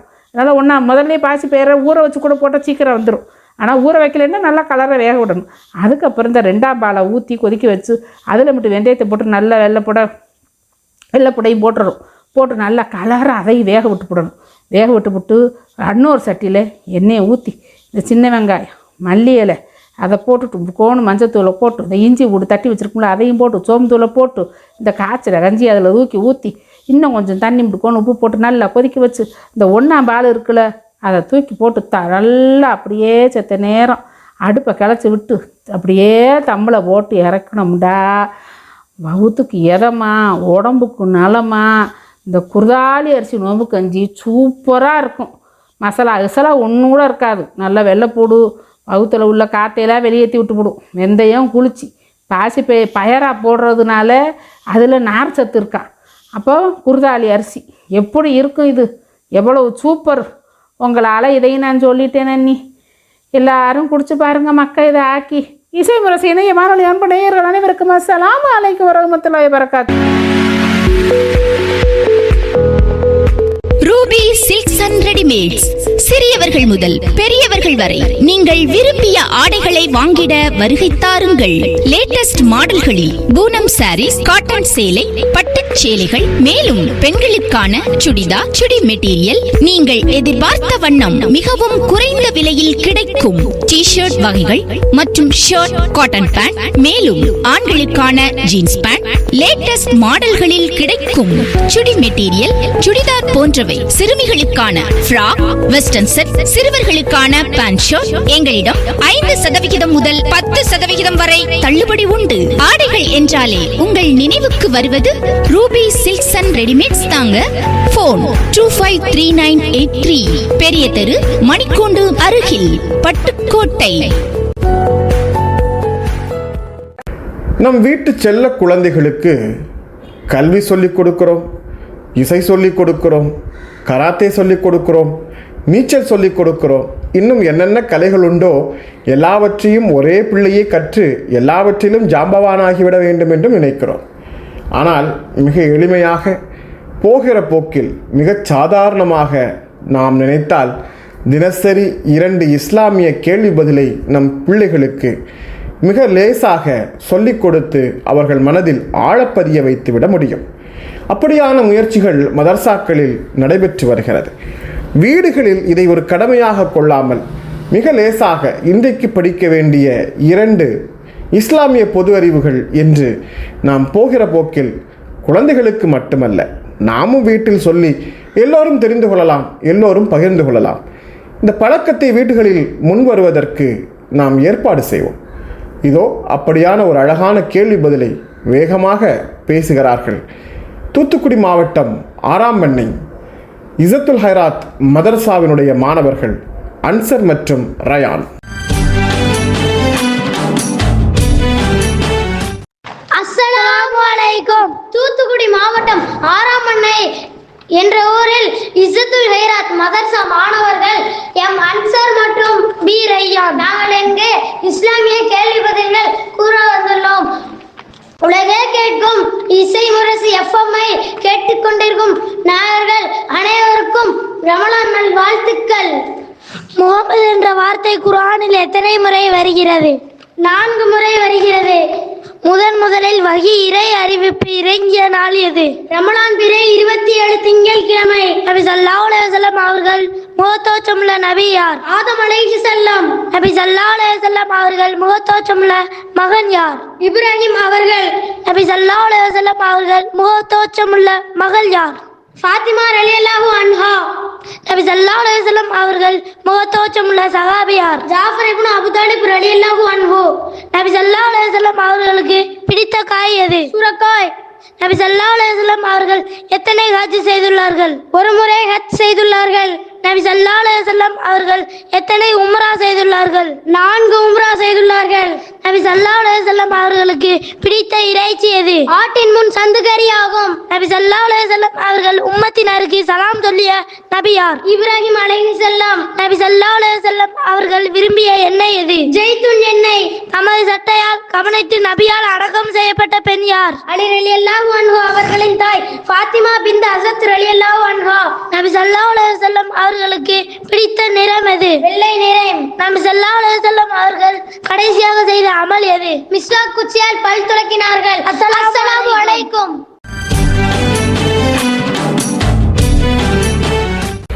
மனசு அமைதிக்கு அறிஞர்களில் வாழ்விலிருந்து சில குறிப்புகள் என்ற தகவலை உளவியல் ஆலோசகர் பானு அப்துல்லா அவர்கள் தொடர்ச்சியாக தந்து கொண்டிருக்கிறார்கள். உண்மையில் இஸ்லாமிய வாழ்வியலில் இது ஒரு புது முயற்சி. நாம் மிகவும் அறிந்திட்ட இமாம் கசாலி ரஹ்மத்துல்லா அலைஹி அவர்களுடைய வாழ்வியலில் இருந்து இன்றைய உளவியல் சிந்தனையை தருகிறார் உளவியல் ஆலோசகர் பானு அப்துல்லா அவர்கள்.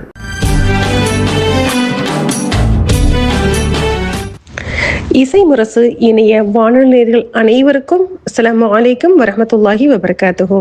ரமதான் வசந்த நிகழ்ச்சிக்காக உங்களுக்கு முன்னால் சில நிமிடங்கள். இன்னைக்கு நிறைய பேருக்கு ஒரு சைலண்டா ஒரு ப்ராப்ளம் இருக்கு. வெளியில எல்லாமே சரியான மாதிரி தான் இருக்கு. ஃபார் எக்ஸாம்பிள், வேலை இருக்கு, பேர் இருக்கு, ரெஸ்பெக்ட் கூட இருக்கு. ஆனா மனசுக்குள்ள ஒரே ஒரு கேள்வி ஓடிட்டு இருக்கு, நான் சரியா வாழ்றேனா? இதே மாதிரி ஒரு கேள்வி பல வருஷங்களுக்கு முன்னாடி உலகமே மதிச்ச ஒரு மனுஷரை உடைச்சிருக்கு. அவருக்கு ஆயிரக்கணக்கான மாணவர்கள், புகழ், பதவி, மரியாதை எல்லாமே இருந்தது. ஆனா அவருக்குள்ள ஒரு பெரிய போராட்டம். நான் சொல்ற அறிவு உண்மையா இல்ல நான் புகழுக்காக பேசுறேனா? இந்த நிலைமையில அவருக்கு பேச முடியாத ஒரு நிலைமையும், தூக்கம் இல்லாத இரவுகளும், உள்ளுக்குள்ள ஒரு வெறுமையும், வெளியில எல்லாமே பெர்ஃபெக்டா இருக்கு, உள்ள மனசு மட்டும் டோட்டலி புரோக்கன். நாலேஜ் இருந்தும் காம் இல்லாத ஒரு வாழ்க்கை. அந்த மனிதர் யாருன்னு பார்த்தா இமாம் அல் ஹஸ்ஸாலி ரஹ்மத்துல்லாஹி அலைஹி அவர்கள். அந்த இடத்துல தான் அவங்களுக்கு ஒரு டேஞ்சரான ஒரு உண்மை கிடைச்சிச்சு. மனசு சுத்தமா இல்லைன்னா அறிவு கூட மனசுக்கு விஷமாயிரும். மனசு சுத்தமா இல்லைன்னா அறிவு கூட மனசுக்கு விஷமாயிரும். நம்ம நிறைய தெரிஞ்சுக்கிறோம், நிறைய பேசுறோம், நிறைய ஷேர் பண்றோம். ஆனா மனசு ஈகோ, கம்பேரிஷன், ஃபியர், அப்ரூவல் சீக்கிங்ல நிரம்பி இருந்தா அந்த நாலேஜ் நம்மளை அமைதியாக்காது. இன்னும் சொல்லப்போனால் அது ஒரு ரெஸ்ட்லெஸ் ஆக்கும். அல் ஹஸ்ஸாலி ரஹ்மத்துல்லாஹி அவங்க சொன்னது, inner purification first, outer success later. Heart calm இல்லைன்னா ப்ரேயர் கூட ஒரு ஹேபிட் தான். ஆனால் ஹார்ட் காமாக இருந்தால் சைலன்ஸ் கூட ஒரு வொர்ஷிப் தான். இன்னைக்கு நம்ம வாழ்க்கையை நேர்மையாக பாருங்கள். ஃபோனில் ஸ்க்ரோலு, மைண்டில் நாய்ஸு, ஆஹாஹா, எல்லாத்துக்கும் ஒப்பீனியன், எல்லாத்துக்கும் ரியாக்ஷன். என்ன பேசுனாங்க, என்ன நினைப்பாங்க, நான் கரெக்டாக, இதெல்லாம் தான் மென்டல் கிளட்டர். அல் ஹஸ்ஸாலி ரஹ்மத்துல்லாஹி அவங்க காலத்தில் ஸ்டேஜ் அந்த மாதிரி இருந்தது. இன்னைக்கு Instagram, WhatsApp, Twitter, Facebook, problem மாடர்னாக இருக்குது. அட்டென்ஷன் மட்டும் வெளியிலேயே ஓடிக்கிட்டு இருக்கு. நமக்கு பீஸ் உள்ள கிடைக்கல. இதுக்கு ஒரு ஆக்டிவிட்டி பண்ணிடுமா?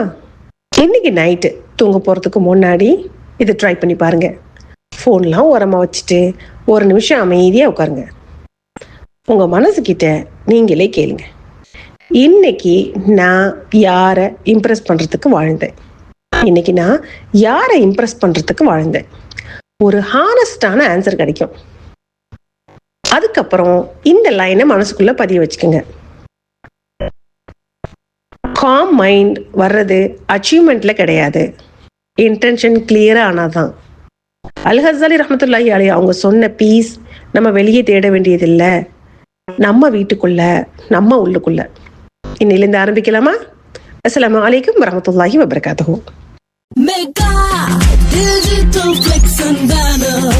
அரசியல், சினிமா, வர்த்தகம் எல்லாம் அழகாய் கொண்டு சேர்த்திட mega digital flex and banner.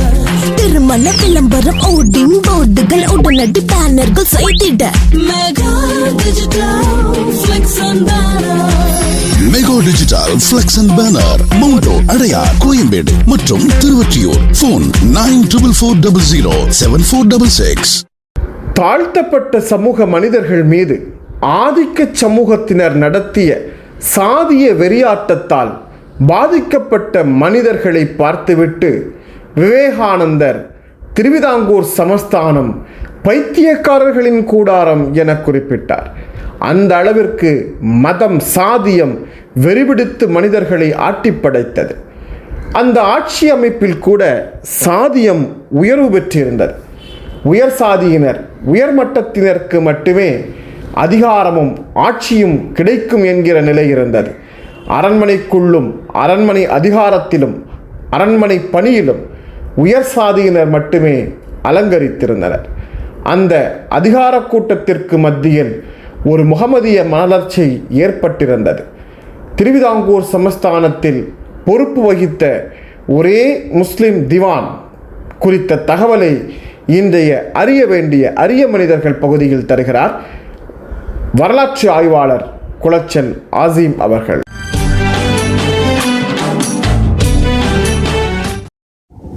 அஸ்ஸலாமு அலைக்கும். ரமலான் வசந்தம் நிகழ்ச்சியில் அறிய வேண்டிய அரிய தகவல்கள் பகுதியில் இன்று நாம் பார்க்க இருப்பது திருவிதாங்கூர் சமஸ்தானத்தின் ஒரே முஸ்லிம் திவான் சர் முகம்மது ஹபீபுல்லா. திருவிதாங்கூர் சமஸ்தானத்தினுடைய வரலாறு ஆய்வுக்கு உட்படுத்த போது அங்கே நம்பூதிரிகளும் நாயர்மார்களும் மட்டுமே மன்னர்களுக்கு அடுத்த திவான் பதவியை அலங்கரித்துள்ளனர். ஆனால் 1934 முதல் 1936 வரை திருவிதாங்கூர் சமஸ்தானத்தினுடைய திவானாக சர் முகம்மது ஹபீபுல்லா என்பவர் பணியாற்றியதும் அவருடைய பணிக்காலம் திருவிதாங்கூர் ஆட்சியின் பொற்காலம் என்று சொன்னால் அது மிகையாகாது. அவ்வளவு சிறப்பான தன்னுடைய நடவடிக்கைகள் மூலம் திருவிதாங்கூர் சமஸ்தானத்தின் அரசியலில், ஆட்சியலில் உச்சபட்ச பங்கு வகித்துள்ளார் சர் முகம்மது ஹபீபுல்லா அவர்கள். தமிழகத்தில் வேலூரில் ஆற்காடு நவாப் வம்சத்தில் அங்கமாயிருந்த முகம்மது ஹபீபுல்லா அவர்கள் சைதாப்பேட்டை ஜில்லா உயர்நிலைப் பள்ளியில் படித்தவர். அவர்களுடைய பட்டம் வெள்ளூரில் படித்த பிறகு வழக்கறிஞராக வேலை பார்த்து வந்தார். அவருடைய முதல் அரசியல் பிரவேசம் என்பது வேலூரில் 1895 வேலூர் நகரசபையிலுடைய கௌரவ சேர்மனாக தன்னுடைய அரசியல் பதவியை துவங்கியவர்.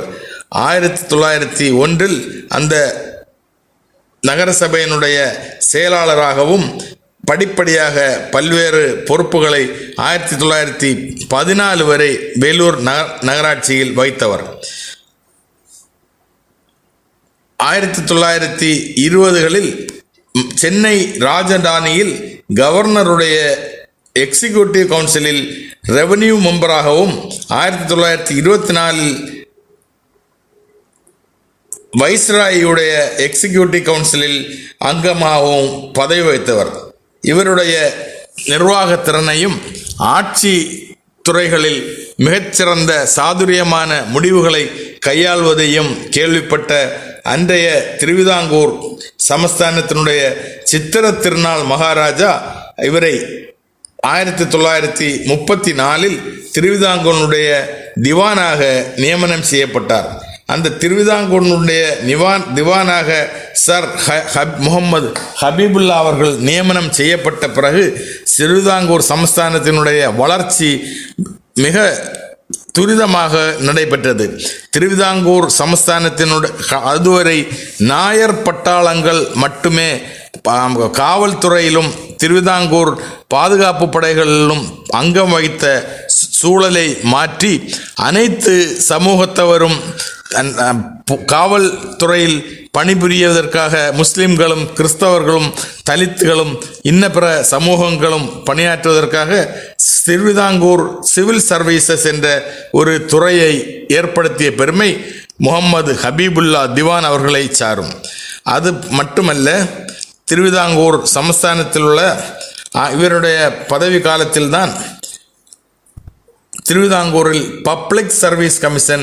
திருவிதாங்கூர் பப்ளிக் சர்வீஸ் கமிஷன் என்று அரசு வேலை வாய்ப்புகளில் அனைத்து துறைகளிலும் போட்டித் தேர்வு எழுதி எல்லா சமூகத்தவரும் நியமனம் பெறக்கூடிய ஒரு அமைப்பை உருவாக்கிய பெருமையும் சர் முகமது ஹபீபுல்லா அவர்களை சாரும்.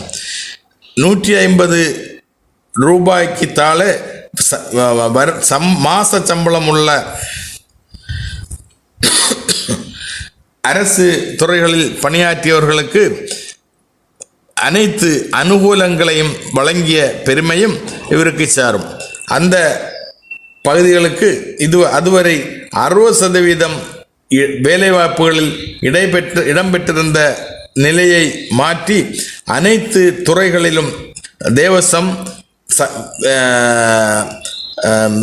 இராணுவம் இந்த துறைகள் தவிர பாக்கியுள்ள அனைத்து துறைகளிலும் நேரடியாக அனைவரும் வேலைவாய்ப்பு பெறுவதற்குள்ள ஒரு வழிவகையையும் திவானாக இருந்த ஹபீப் முகமது அவர்கள் ஆணை மூலம் பிறப்பித்தார்.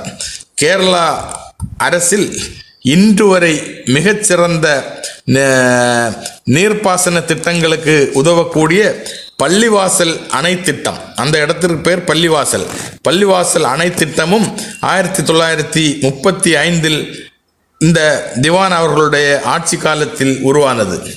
அதுபோக அந்த பள்ளிவாசல் அணை திட்டத்தின் மூலம் கேரளாவுக்கு இன்று வரை பயனளித்து கொண்டிருக்கக்கூடிய பள்ளிவாசல் மின் உற்பத்தி திட்டம், அதுவும் திவான் ஹபீப் அவர்களுடைய காலத்தில் உருவானது. இவருடைய ஆட்சி காலத்தில் நடைபெற்ற முக்கியமான ஒரு மாற்றம் என்னவென்று சொன்னால், சட்ட ரீதியாக அனைத்து சமுதாயத்தினரும் திருவிதாங்கூர் இராணுவத்தில் சேர்வதற்கு அதுவரை நாயர் பட்டாளம் என்று அழைத்து வந்த திருவிதாங்கூர் இராணுவத்தினுடைய பிரிவில் அனைத்து சமூகத்தவரும் சேர்ந்து பாதுகாப்பு பிரிவில் பணியாற்றுவதற்குரிய முயற்சியும் கடும் எதிர்ப்பையும் மீறி இவர் நிறைவேற்றினார். இவருடைய செயல்பாடுகளை கௌரவித்து இவருக்கு சர் பட்டமும் 1924 கமாண்டர் ஆஃப் சீஃப் பட்டமும் order of the Indian empire பட்டமும் இவருக்கு வழங்கப்பட்டதோடு 1935 திருவிதாங்கூர் மகாராஜா அவர்களுக்கு நவாப் என்ற பட்டமும் வழங்கி கௌரவித்தார். சென்னை மாநகரத்தில் மிக பிரபலமான ஹபீபுல்லா ரோடு பிற்காலத்தில் இவருடைய பெயரால் இவருடைய நினைவை போற்றும் வகையில் சென்னையில் சூட்டப்பட்டு இன்றளவும் சென்னையில் பிரபலமான வணிக மையங்கள் அமைந்திருக்கக்கூடிய ஹபீபுல்லா ரோடு இவருடைய பெயரால் அழைக்கப்படுகிறது. வரலாற்றின் பக்கங்களில் மறைக்கப்பட்ட சர் முகமது ஹபீபுல்லா அவர்களை இந்த நேரத்தில் நினைவு கூர்ந்தோம். அதற்கு வாய்ப்பளித்த இசை முரசு எஃப்எம் இணைய வானொலிக்கு நன்றி. இன்ஷா அல்லாஹ் நாளை மற்றொரு அறிய வேண்டிய அரிய தகவல்கள் பகுதியில் உங்களை சந்திக்கும் வரை அஸ்ஸலாமு அலைக்கும்.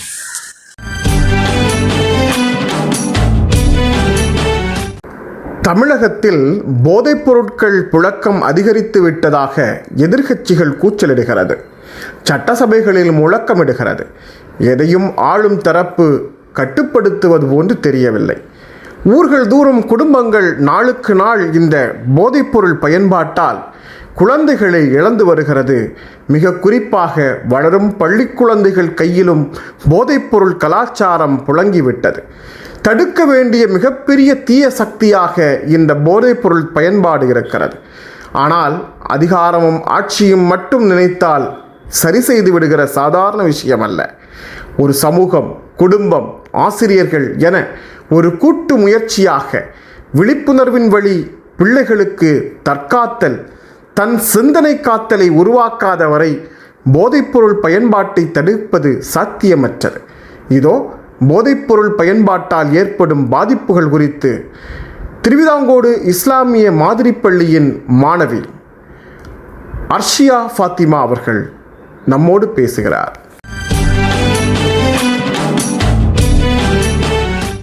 அஸ்ஸலாமு அலைக்கும் வரஹ்மத்துல்லாஹி வபரகாத்துஹு. என் பெயர் அர்ஷியா ஃபாத்திமா. நான் இஸ்லாமிய மாதிரி மெட்ரிக் மேல்நிலைப் பள்ளி திருவிதாங்கோட்டில் 8ஆம் வகுப்பு படித்து வருகிறேன். நான் இங்கு பேச எடுத்துக்கொண்டுள்ள தலைப்பு நம் சமூகத்தை அழித்து கொண்டிருக்கும் ஒரு பெரும் ஆபத்து பற்றியதுதான். ஆம், அதுதான் போதை பழக்கம். போதை ஒளியட்டும், பாதை ஒளிரட்டும் என்ற முழக்கத்துடன் இந்த விழிப்புணர்வு பயணத்தை ஆரம்பிப்பதில் மகிழ்ச்சி அடைகிறேன். போதைப் பொருள் பயன்பாடு என்பது ஒரு நாள்பட்ட மூளை நோயாகும். இது ஒரு நபரை தீங்கு விளைவிக்கும் விளைவுகள் இருந்த போதிலும் மீண்டும் மீண்டும் மருந்துகளை உட்கொள்ள தூண்டுகிறது. இன்றைய இளைய தலைமுறையினரின் வாழ்க்கையை அழித்து வரும் கொடிய அரக்கன் போதைப் பொருள். நண்பர்களின் வற்புறுத்தலினாலோ அல்லது வேடிக்கைக்காகவோ போதைப் பொருட்களை பயன்படுத்த தொடங்கினால் அது நிச்சயமாக நமது வாழ்க்கையை அழித்துவிடும். வயது வரம்பின்றி சமுதாயத்தில் போதை பழக்கம் வேரூன்றியுள்ளது. இது தனிப்பட்ட நபரை மட்டுமல்லாது குடும்பம் மற்றும் நாட்டையும் பாதிக்கிறது. வாழ்க்கை என்ற பூந்தோட்டம், போதையால் இன்று அது போராட்டம். போதை அது நாம் காசு கொடுத்து வாங்கும் வேதனை. தண்ணீரையும் நாம் குடிக்கிறோம், பாலையும் குடிக்கிறோம். ஆனால் எதையும் குடி என்று அழைப்பதில்லை. மதுவை மட்டும் குடி என்கிறோம். ஏன்? அது ஒன்றுதான் உயிரை குடிக்கிறது. நீ போதையில் இருந்தால் உன் குடும்பம் வீதியில் தான் இருக்கும். புகை புதியதோர் உலகை காட்டும். ஆம், புன்னகை இழந்து பூமிக்கடியில். உண்ணும் சில மணி நேரமே இன்பத்தை தந்து மதியை இழக்கச் செய்வது போதைப் பொருள். ஆண்டுகள் பல கழிய கழிய இன்பம் துன்பமாக மாறி உயிரை எடுக்க யமன் காத்திருக்க, கொடிய நோயால் உயிர் போகாமல் வலியாலும் வேதனையாலும் மனமுடைந்து வாழ்வது ஒரு வாழ்வோ? போதை அது அழிவின் பாதை. போதையின் பாதை தவிர கல்வி என்னும் பாதையால் நிமிர் என்று கூறி எனது உரையை முடித்துக் கொள்கிறேன். அஸ்ஸலாமு அலைக்கும் வரஹ்மத்துல்லாஹி வபரகாத்துஹு. Islamic model matric higher secondary school Thiruvithancode. மிகச்சிறந்த கட்டமைப்பு, ஆண்கள் மற்றும் பெண்களுக்கு தனித்தனியே விசாலமான வகுப்பறைகள், தொழுகை கூடங்கள், எழில் கொஞ்சம் 2 விளையாட்டு மைதானங்கள், அடிப்படை வசதிகள் அனைத்தும் நேர்த்தியாக அமைய பெற்ற கல்வி நிறுவனம். மாவட்ட மற்றும் மாநில அளவில் உயர் மதிப்பெண் பெறுவதுடன் நபிகள் போதித்த நற்குணத்துடன் உங்கள் குழந்தைகள் LKG முதல் +2 வரை கல்வி கற்று பயன்பெற உங்கள் குழந்தைகளை சேர்த்திடுவீர். 4 பாடப்பிரிவுகளில் +1 admission நடைபெறுகிறது. For admission, contact Islamic Model Metric Higher Secondary School, Thiruvithancode, Kanyakumari district. தொடர்புக்கு செல் 6382388242. திருக்குரான் அறிவியல் பூர்வமாக ஆராயத் தகுந்த ஒரு நூல். இறைவனின் வார்த்தைகளில் விஞ்ஞானம் விளையாடுகிறது. பிரித்தறிந்து உண்மைகளை கண்டறியும் ஆற்றல்களை வளர்ந்து வரும் அறிவியல் ஆர்வமிக்க மாணவர்களிடம் ஏற்படுத்த வேண்டும். அப்படி ஏற்படுத்தினால் திருக்குரான் இன்னும் 1000 கண்டுபிடிப்புகளை இஸ்லாமியர்கள் வழி சாத்தியப்படுத்தும். இதோ திருக்குரானும் விஞ்ஞானமும் என்ற தலைப்பில் உரை வழங்குவதற்காக தென்காசி மாவட்டம் செக்கடி மூமினா அவர்கள்.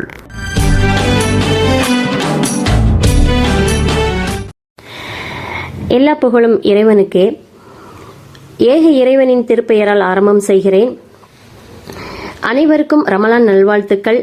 ஏக இறைவனின் சாந்தியும் சமாதானமும் நம்முடைய தூதர் முஹம்மது நபி ஸல்லல்லாஹு அலைஹி வஸல்லம் அவர்கள் மீதும், அவர்களுடைய குடும்பத்தார்கள், அவர்களை பின்பற்றிய சத்திய சஹாபாக்கள், தாபியீன்கள், தபா தாபியீன்கள், இன்னும் நம் அனைவரின் மீதும் உண்டாவதாக. ஆமீன்.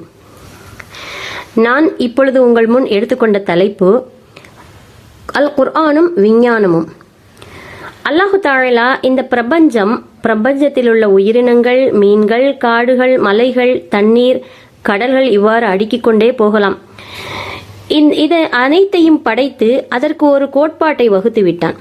அது இறைவன் வகுத்த கோட்பாட்டிலேயே அது செல்கின்றது. இதேபோல் மனிதனுக்கும் சில கோட்பாடுகளை வகுத்தான். அதன்படிதான் மனிதன் தன் உணவு, உடை, இருப்பிடத்தை கண்டுகொண்டு வாழ ஆரம்பித்தான், வாழ்ந்தும் கொண்டிருக்கின்றான்.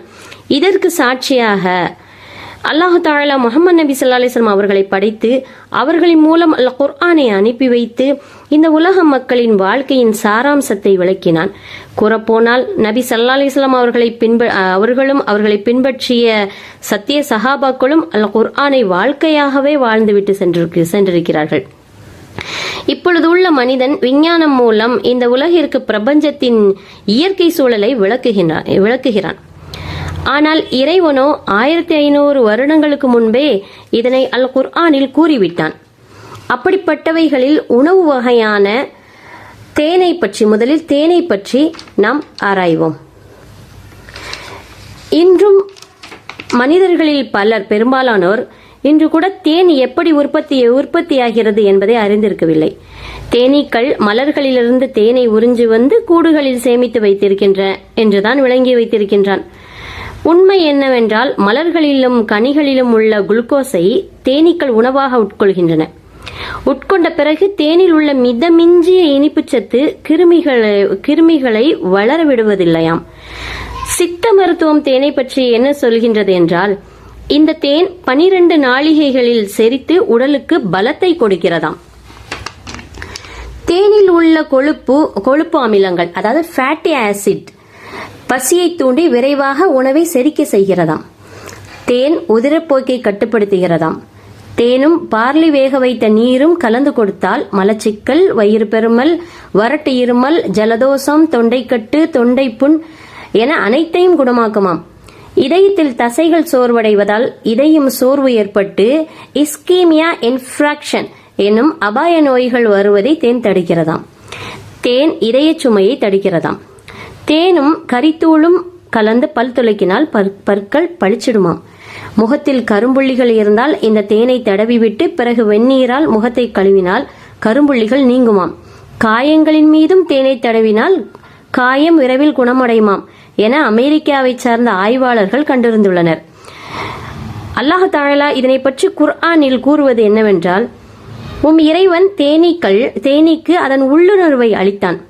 நீ மலைகளிலும் மரங்களிலும் உயர்ந்த கட்டிடங்களிலும் கூடுகளை அமைத்துக்கொள் என்றும், பின் நீ எல்லாவிதமான கனிகளிலும் மரங்களிலிருந்தும் உணவருந்தி இறைவன் காட்டித்தரும் எளிதான வழிகளில் உன் கூட்டுக்குள் ஒடுங்கிச் செல் என்றும் உள்ளுணர்ச்சி உண்டாக்கினான்.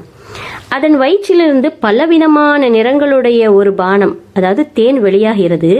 அதில் மனிதர்களுக்கு பிணி தீர்க்க வல்ல சிகிச்சை உண்டு. நிச்சயமாக இதில் சிந்தித்துணரும் மக்களுக்கு ஒரு அத்தாட்சி இருக்கிறது. அல்ஹம்துலில்லாஹ்.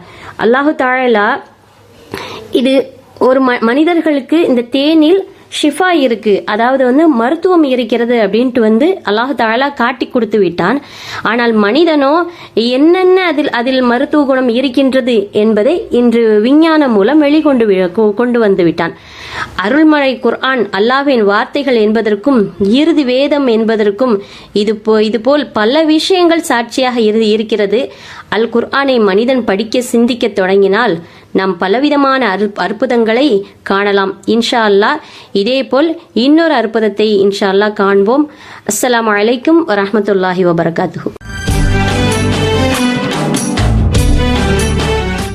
ஒரு 1/4 நூற்றாண்டுக்கு முன்பெல்லாம் தாய்மார்கள் சோறூட்ட வேடிக்கை காட்டுவார்கள்.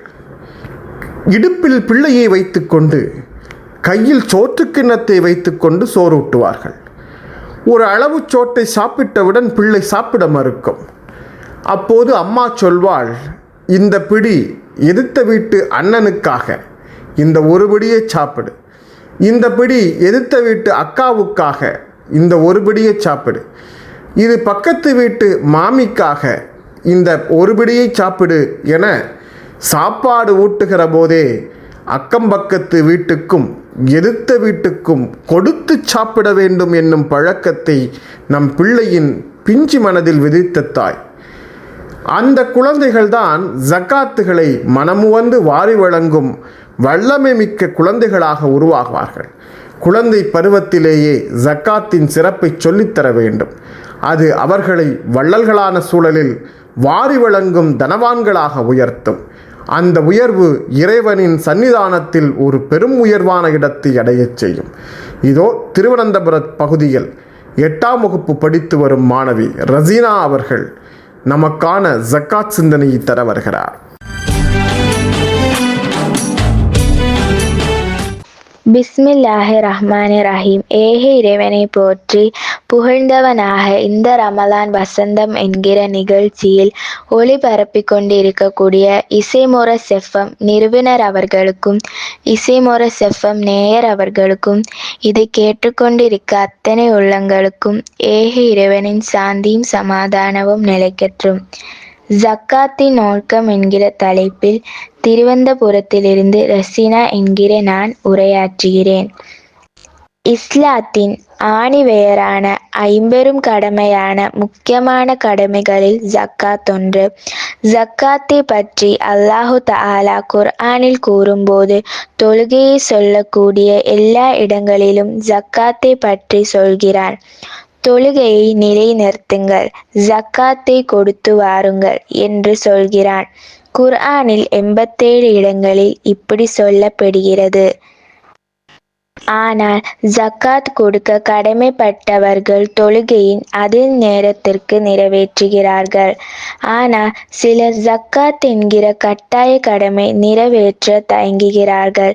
ஏனென்றால் இருப்பதிலிருந்து கொடுத்துவிட்டால் சேமிப்பு குறைந்து விடுமோ என்று தயக்கம் காட்டுகிறார்கள் என்பதே பரவலாக காணப்படுகிறது. அல்லாஹ் குர்ஆனில் சொல்கிறான், உங்களுடைய செல்வத்திலிருந்து ஜக்காத் கொடுக்காமல் இருந்தால் உங்களுடைய செல்வம் அழுக்காகப்படுகிறது என்று சொல்கிறான். அதை தூய்மைப்படுத்த ஜக்காத் கடமை பெற்றுள்ளது. இதனால் மனமும் தூய்மையாகிறது. ஏழைகளும் இதனால் பலன் அடைகிறார்கள். உறவினரான ஏழைகளுக்கு ஜக்காத் கொடுப்பதால் உறவும் பலனடைகிறது. அல்லாஹுடைய அன்பும் நமக்கு கிடைக்கிறது. அதனால் ஜக்காத் அர்ஹதை உள்ளவர்கள் அல்லாஹுடைய ஆணைக்கு இணங்குகின்ற சிநேகிப்பை சுத்தப்படுத்துவதும் மனதை தூய்மைப்படுத்துவதும் அல்லாஹு உதவி செய்வானாக. அஸ்ஸலாமு அலைக்கும் வரஹ்மத்துல்லாஹி வபரகாத்துஹு.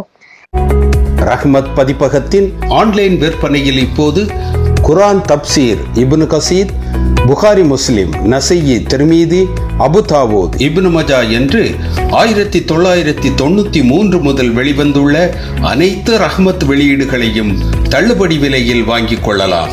உங்கள் வீட்டில் இஸ்லாமிய நூலகம் அமைத்திட பள்ளிவாசல் மற்றும் மதரசா நூலகங்களுக்கும் உறவினர்களுக்கும் சதக்கத்துல் ஜாரியாவாக வழங்கிட சிறப்பு ஆஃபர் வழங்கப்படுகிறது.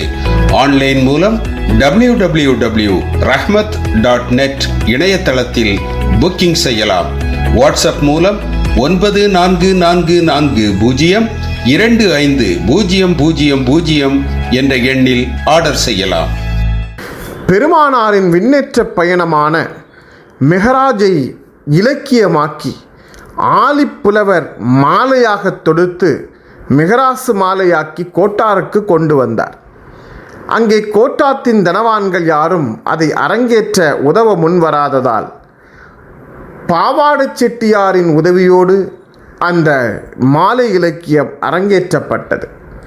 அந்த மிகராசு மாலை அன்று கோட்டார் முஸ்லிம்களால் கேட்கப்படாமல் போனாலும் இப்போது ஆண்டு தவறாமல் முற்றோதல் முறையாக மிகராசு மாலை கோட்டாத்தில் பாட்டாறுகளாக ஓடி ஒலித்து கொண்டிருக்கிறது. பெருமானாரின் விண்ணேற்ற சிறப்பை சொல்லும் அந்த மிகராசு மாலையின் சிறப்பை கோட்டாத்திலிருந்து ஒரு ஆசிரியர் ஃபாமிலா நமக்கு விளக்க வருகிறார். இசைமுரசு நேயர் அனைவருக்கும் அஸ்ஸலாமு அலைக்கும். மெஹராஜ் மாத சிறப்பு. மெஹராஜ் மாலை 1590 ஆலி புலவரால் இயற்றப்பட்ட நபிகள் நாயகத்தின் விண்ணுலக பயணத்தை விவரிக்கும் புகழ்பெற்ற பக்தி இலக்கியம். மெஹராஜ் இரவு நன்மைகள் செய்யவும் பாவங்களுக்கு மன்னிப்பு கேட்கவும் இறைவனை நெருங்கவும் பயன்படும் ஒரு ஆன்மீக தருணமாகும். நபி ஸல்லல்லாஹு அலைஹி வஸல்லம் அவர்களுக்கு ஏற்பட்ட கஷ்டங்களுக்கு பிறகு கிடைத்த இறை ஆறுதல் தொழுகையின் முக்கியத்துவம், இறைவனின் அசைக்க முடியாத வல்லன்மை மற்றும் பொறுமையின் அவசியத்தை உணர்த்துகிறது. இது கஷ்டங்களுக்கு பின் எளிமை உண்டு. நம்பிக்கையாளர்களுக்கு தேர்வுகள் வரும். தொழுகை மூலம் இறை நெருக்கம் பெறலாம் போன்ற பாடங்களை கற்பிக்கிறது. நபி ஸல்லல்லாஹு அலைஹி வஸல்லம் அவர்கள் புராக் என்னும் வாகனத்தில் ஜிப்ரீல் அவர்களுடன் மக்காவின் மஸ்ஜிதில் ஹராமிலிருந்து ஜெருசலேமின் மஸ்ஜிதில் அக்ஸாவுக்கும் அங்கிருந்து விண்ணுலகிற்கும் பயணமானார்கள். நபிசல் சித்திரத்தில் முன்தஹா வரை சென்று இறைவனை நேரடியாக சந்தித்து பேசி சிறப்பு பெற்றவர்கள். மெஹராஜ் இரவில்தான் முஸ்லிம்கள் மீது ஐவேளை தொழுகை கடமையாக்கப்பட்டது. ஜெருசலேமில் உள்ள மஸ்ஜிதில் அக்ஸாவில் அனைத்து நபிமார்களும் முஹம்மது ஸல் அவர்கள் தலைமை தாங்கி தொழுவித்தார்கள். ஆன்மாவின் ஆற்றலும் அடியானுக்கும் இறைவனுக்கும் இடையிலான நெருக்கத்தை விளக்குகிறது. இந்நாளை ஒட்டி சிறப்பான திக்ருகள், துவாக்கள் மற்றும் தான தர்மங்களில் ஈடுபடுவது நன்மைகள் பயக்கும் என கருதப்படுகிறது. மெஹராஜ் பயணத்தின் நபிசல் அவர்களுக்கு இறைவன் வழங்கிய சிறப்புகள். இறைவனை சந்தித்த நபிசல் அவர்களுக்கு இறைவன் 3 வெகுமதியை வழங்கினான். தொழுகை அல் பஹ்ரா அத்தியாயத்தின் இறுதி 3 வசனம் நபிசல் அவர்களுடைய சமுதாயத்தாரால் இறைவனுக்கு இணை ஏதும் வைக்காதவர்களுக்கு பேரழிவை ஏற்படுத்தும், பெரும் பாவங்கள் மன்னிக்கப்படும் எனும் வாக்குறுதி. மெஹராஜ் என்ற சம்பவம் ஒவ்வொரு முஸ்லிமும் கட்டாயம் நம்ப வேண்டிய இறைவனின் வல்லன்மையை அடிப்படையாக கொண்ட உண்மையான ஒரு நிகழ்வு. மெஹராஜ் இரவில் கடமையாக்கப்பட்ட ஐவேளை தொழுகையை காலமெல்லாம் பேணி தொழுவோமாக. மாசையா ஃபாமிலா பேகம், நாகர்கோவில். மீண்டும் அடுத்த நிகழ்வில் சந்திக்கிறேன். ஜஸாக்கல்லாஹ் ஹைர்.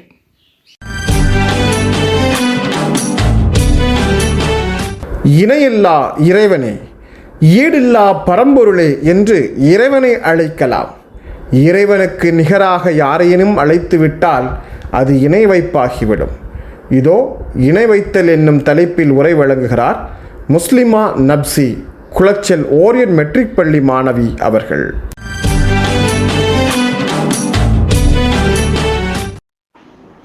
அஸ்ஸலாமு அலைக்கும் வரஹ்மத்துல்லாஹி வபரகாத்துஹு.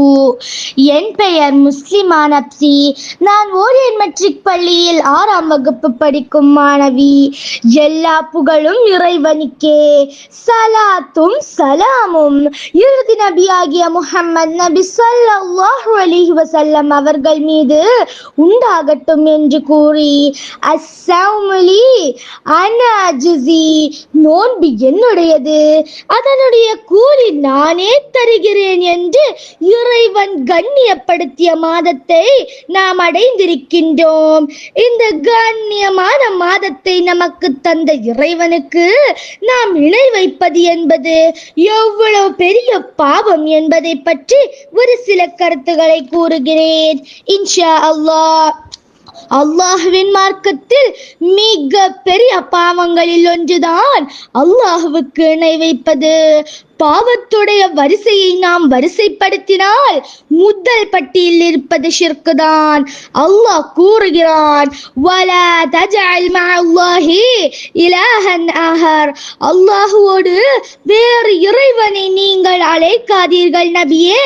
ஃபதுல்கா ஃபீ ஜஹன்னம மலூமம் மதுஹூரா, சபிக்கப்பட்டு நித்திக்கப்பட்டு அல்லாஹ் உங்களை நரகத்திலே வீசி விடுவான். ஷிர்கில் ஈடுபடுபவர் இஸ்லாமிய மார்க்கத்திலிருந்தே வெளியேறியவராவார். அவர் பாவ மன்னிப்பு கோராமல் இறந்து விட்டால் என்றென்றும் நரகில் தங்கிவிடுவார். அல்லாஹ்வுக்கு இணை வைக்கக்கூடியது நபி ஸல்லல்லாஹு அலைஹி வஸல்லம் எச்சரிக்கை செய்துள்ளார்கள். நாளை மறுமை நாளில் மனிதனுடைய பெயரை அல்லாஹ் அருவருப்பாக கருதுகிறான். அந்த மனிதனுடைய பெயர் மாலிகுல் அம்லான், மன்னாதி மன்னன் என்ற பெயர் அல்லாஹுவுக்கு சமமாக அல்லது அல்லாஹுவுக்கு மேல் ஒரு செயலையோ வார்த்தைகளையோ நாம் சொன்னால் அது நாம் அல்லாஹுவுக்கு இணை வைக்கக்கூடியதாக இருக்கின்றது. எனவே பெயர் வைக்கக்கூடிய விஷயத்தில் நாம் அல்லாஹுவுக்கு இணை வைக்க கூடாது. முஸ்லிம்களாகிய நாம் அல்லாஹுவுக்கு இணை வைக்கக்கூடிய செயல்களில் மிகவும் அதிக கவனம் செலுத்த வேண்டும். லுக்மான் அலைஹிஸ்ஸலாம் தம் புதல்வருக்கு, என் அருமை மகனே, நீ அல்லாஹ்வுக்கு இணை வைக்காதே, நிச்சயமாக இணை வைத்தல் மிக பெரும் அநியாயமாகும் என்று நல்லுபதேசம் செய்து கூறியதை நாம் நினைவுபடுத்துவோம். ஒருவர் ஈமான் கொண்ட பின் ஏதேனும் பெரும் பாவங்கள் நிகழ்ந்துவிட்டால் அந்த பாவத்தை அல்லாஹ் நாடினால் தௌபா இல்லாமலும் மன்னித்து விடலாம். ஆனால் இணை வைத்தல் என்ற பெரிய பாவத்தை தௌபா இன்றி அல்லாஹ் மன்னிப்பதே இல்லை. அல்லாஹ் தனது திருமறையில் கூறுகிறான், இன்னல்லாஹ லா யக்ஃபிரு அன் யுஷ்ரக பிஹி வ யக்ஃபிரு மா தூன ذلك லிமன் யஷாஅ வ மன் யுஷ்ரிக பில்லாஹி ஃபகத் இஃப்தரா இஸ்மன் அலீமா. அல்லாஹ் இணை வைப்பை மன்னிக்க மாட்டான், அது தவிர ஏனைய பாவங்களை அல்லாஹ் மன்னிப்பான். எப்போது அவன் இந்த உலகத்தில் ஷிர்கோடு மரணித்தால் அவன் மரண தருவாயை அடைவதற்கு முன்னால் அஷ்ஹது அல்லா இலாஹ இல்லல்லாஹ் வ அஷ்ஹது அன்ன முஹம்மதர் ரசூலுல்லாஹ் என்ற ஷஹாதத்தை ஒரு மனிதன் மொழிந்து விட்டால் அவன் செய்த எத்துணை ஷிர்காக இருந்தாலும் அல்லாஹ் மன்னித்து விடுவான். ஒரு சஹாபி நபி ஸல்லல்லாஹு அலைஹி வஸல்லம் அவர்களிடம் கேட்டார், அல்லாஹ்வின் தூதரே, பாவங்களில் மிக மிக மோசமானது எது என்று கேட்டபோது அல்லாஹ்வின் தூதர் சொல்கிறார், உன்னை அல்லாஹ் படைத்திருக்கிறான், உன்னை படைத்தவன் அந்த ரப்புல் ஆலமீன், உனக்கு ரிஸ்க் தருகிறவன் அந்த ரப்புல் ஆலமீன். அப்படி இருக்கிற பொழுது அவனுக்கு நிகராக அவனுடைய படைப்பை கொண்டு வந்து நீ நிறுத்துவது இருக்கிறதே, அதுதான் மிக மகத்தான பயங்கரமான பாவம் என்று ரசூலுல்லாஹி ஸல்லல்லாஹு அலைஹி வஸல்லம் கூறினார்.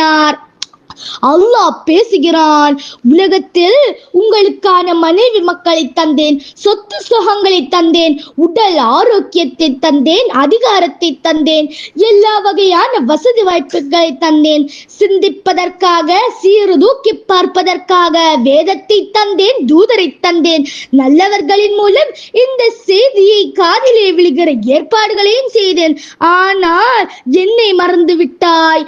எனக்காக வேண்டி இந்த நாளில் பரிந்து பேசவோ, இந்த நாளில் சுய அதிகாரத்தோடோ என்னை விட்டு விட்டு உலகத்தில் வேறு வேறு கடவுள்களானாலும் சரி, உருவச் சிலைகளானாலும் சரி, உயிரற்ற பொருட்களானாலும் சரி, யாரெல்லாம் எவைகளை எல்லாம் இந்த உலகத்தில் வணங்கினார்களோ அவைகளை எல்லாம் எங்கே என்று அல்லாஹ் ரப்புல் ஆலமீன் மறுமை நாளிலே கேட்பார். எனவே படைப்புகளில் எவரையும் அல்லாஹ்வுக்கு நிகராக ஆக்காமல் அல்லாஹ் ஒருவனை மட்டுமே வணங்கி அவனிடமே உதவி தேடி இறுதி மூச்சு வரை லா இலாஹ இல்லல்லாஹ் முஹம்மதுர் ரசூலுல்லாஹ் என்ற கொள்கையில் உறுதியாக இருந்து நரக நெருப்பிலிருந்து நாம் அனைவரையும் அல்லாஹ் பாதுகாப்பானாக என்று கூறி வஆஹிரு தஅவானா அல்ஹம்துலில்லாஹி ரப்பில் ஆலமீன். அஸ்ஸலாமு அலைக்கும் வரஹ்மத்துல்லாஹி வபரகாத்துஹு. உலக தமிழ் இதயங்களில் இடம் பிடித்த இசை முரசு FM இணைய வானொலியில் சிறு குறு வணிகர்கள் வியாபாரிகள் குறைந்த கட்டணத்தில் விளம்பரம் செய்ய தொடர்பு கொள்ளலாம். இயக்குனர் இசை முரசு FM இணைய வானொலி 9080475780. மிக எளிமையாக நன்மைகளை பெற்றுக்கொள்ளும் ஓர் வழிதான் பெருமானார் மீது ஸலவாத் சொல்லுதல். இதோ ஸலவாத் சொல்லுதலின் சிறப்பை பற்றி பேச தக்கலை இஸ்லாமிய மாதிரி தொடக்கப்பள்ளியின் மாணவி தயானா கதீஜா அவர்கள்.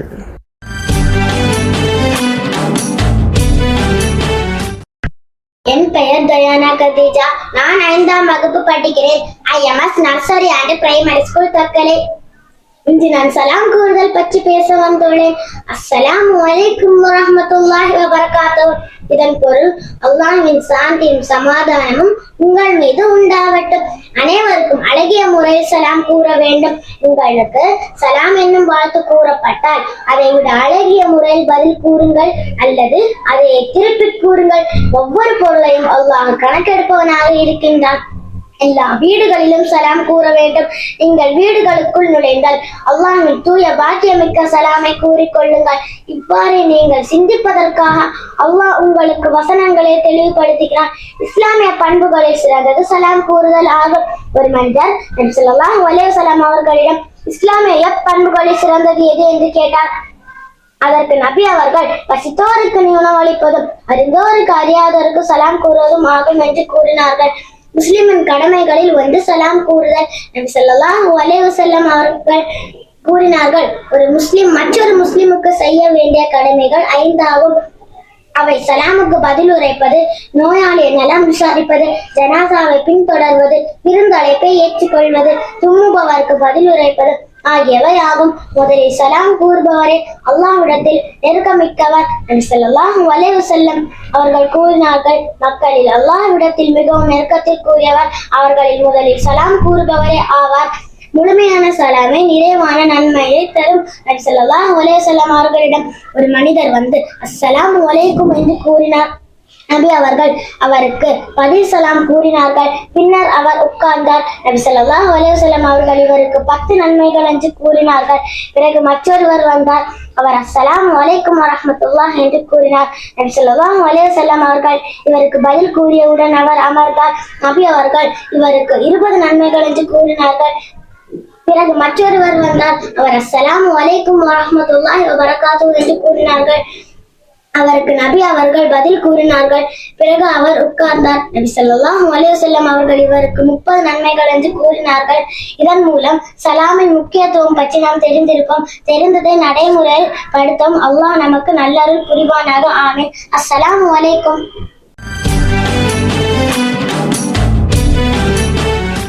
ஆடி மாதம் வந்தது, ஆஃபர் பல தந்தது. பெற்றுக்கொள்ள வேண்டும் என்பதற்காக வணிக நிறுவனங்கள் நோக்கி ஓடினோம்.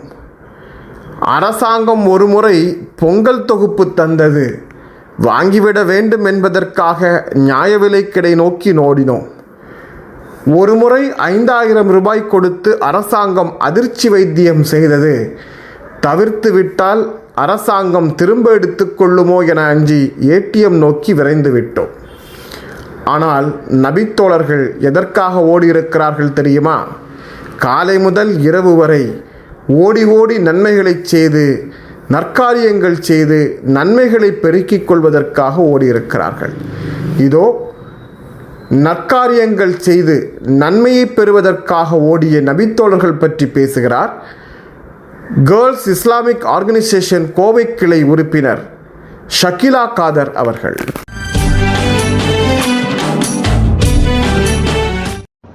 அஸ்ஸலாமு அலைக்கும் வரஹ்மத்துல்லாஹி வபரகாத்துஹு.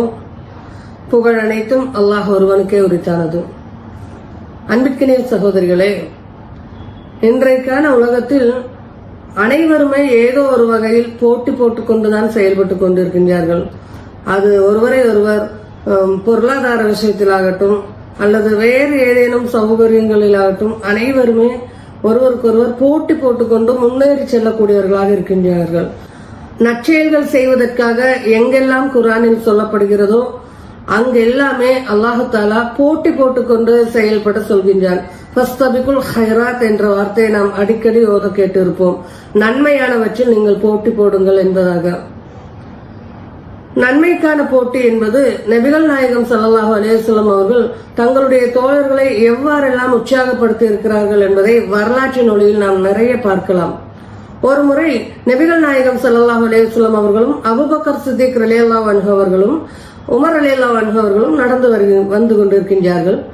அந்த நேரத்தில் பள்ளிவாசலில் இருந்து இனியா குரலில் ராகத்தோடு ஒருவர் குர்ஆன் ஓதுவது கேட்கப்படுகிறது. நபிகள் நாயகம் ஸல்லல்லாஹு அலைஹி வஸல்லம் அவர்களுக்கு புரிந்து விடுகிறது அது அப்துல்லாஹ் இப்னு மஸ்ஊத் ரலியல்லாஹு அன்ஹு என்பதாக. உடனே தன்னுடைய இரு தோழர்களையும் பார்த்து நபி ஸல்லல்லாஹு அலைஹி வஸல்லம் அவர்கள் சொல்கின்றார்கள், வானிலிருந்து குர்ஆன் எவ்வாறு இறக்கப்பட்டதோ அதை போல ஓத வேண்டும் என்று யார் நினைத்தாலும் அவர்கள் இது மாதிரி ஓதிக்கொள்ளட்டும் என்று சொல்கிறார்கள். இந்த விஷயத்தை எப்படியாவது அப்துல்லாஹ் இப்னு மஸ்ஊத் ரலியல்லாஹு அன்ஹுவிடம் போய் சொல்ல வேண்டும் என்பதற்காக உமர் ரலியல்லாஹு அன்ஹு அடுத்த நாள் அதிகாலையிலேயே அப்துல்லாஹ் இப்னு மஸ்ஊத் ரலியல்லாஹு அன்ஹு அவர்களுடைய வீட்டிற்கு செல்கிறார். கதவை தட்டியவுடன் அவர் திறந்து கேட்கிறார், என்ன விஷயம், எதற்காக வந்தீர்கள் என்று. உடனே உமர் ரலியல்லாஹு அன்ஹு சொல்கிறார்கள், நேற்றைக்கு இரவு நடந்த அந்தந்த விஷயங்களை பற்றி இப்படியெல்லாம் நபிகளார் உங்களை பற்றி சொன்னார்கள் என்று சொன்ன உடனேயே அப்துல்லாஹ் இப்னு மஸ்ஊத் ரலியல்லாஹு அன்ஹு சொல்கிறார்கள், அதுவா, அதைத்தான் நேற்று இரவே எனக்கு அபூபக்கர் ரலியல்லாஹு அன்ஹு சொல்லிவிட்டாரே என்று. பாருங்கள், ஒரு சாதாரண ஒரு விஷயம் குர்ஆனை அழகான முறையில் ஓதியதற்கு இன்னும் ஒரு பாராட்டக்கூடிய அந்த விஷயத்தை கூட வேகமாக சொல்லக்கூடிய விஷயத்தில் அபூபக்கர் சித்திக் ரலியல்லாஹு அன்ஹு முந்திவிட்டு இருக்கிறார். உமர் ரலியல்லாஹு அன்ஹு சொல்கிறார், எந்த விஷயத்திலும் நன்மையில் போட்டி போடுவதில் ஒருபோதும் என்னால் அபூபக்கரை முந்தவே முடியவில்லை என்பதாக.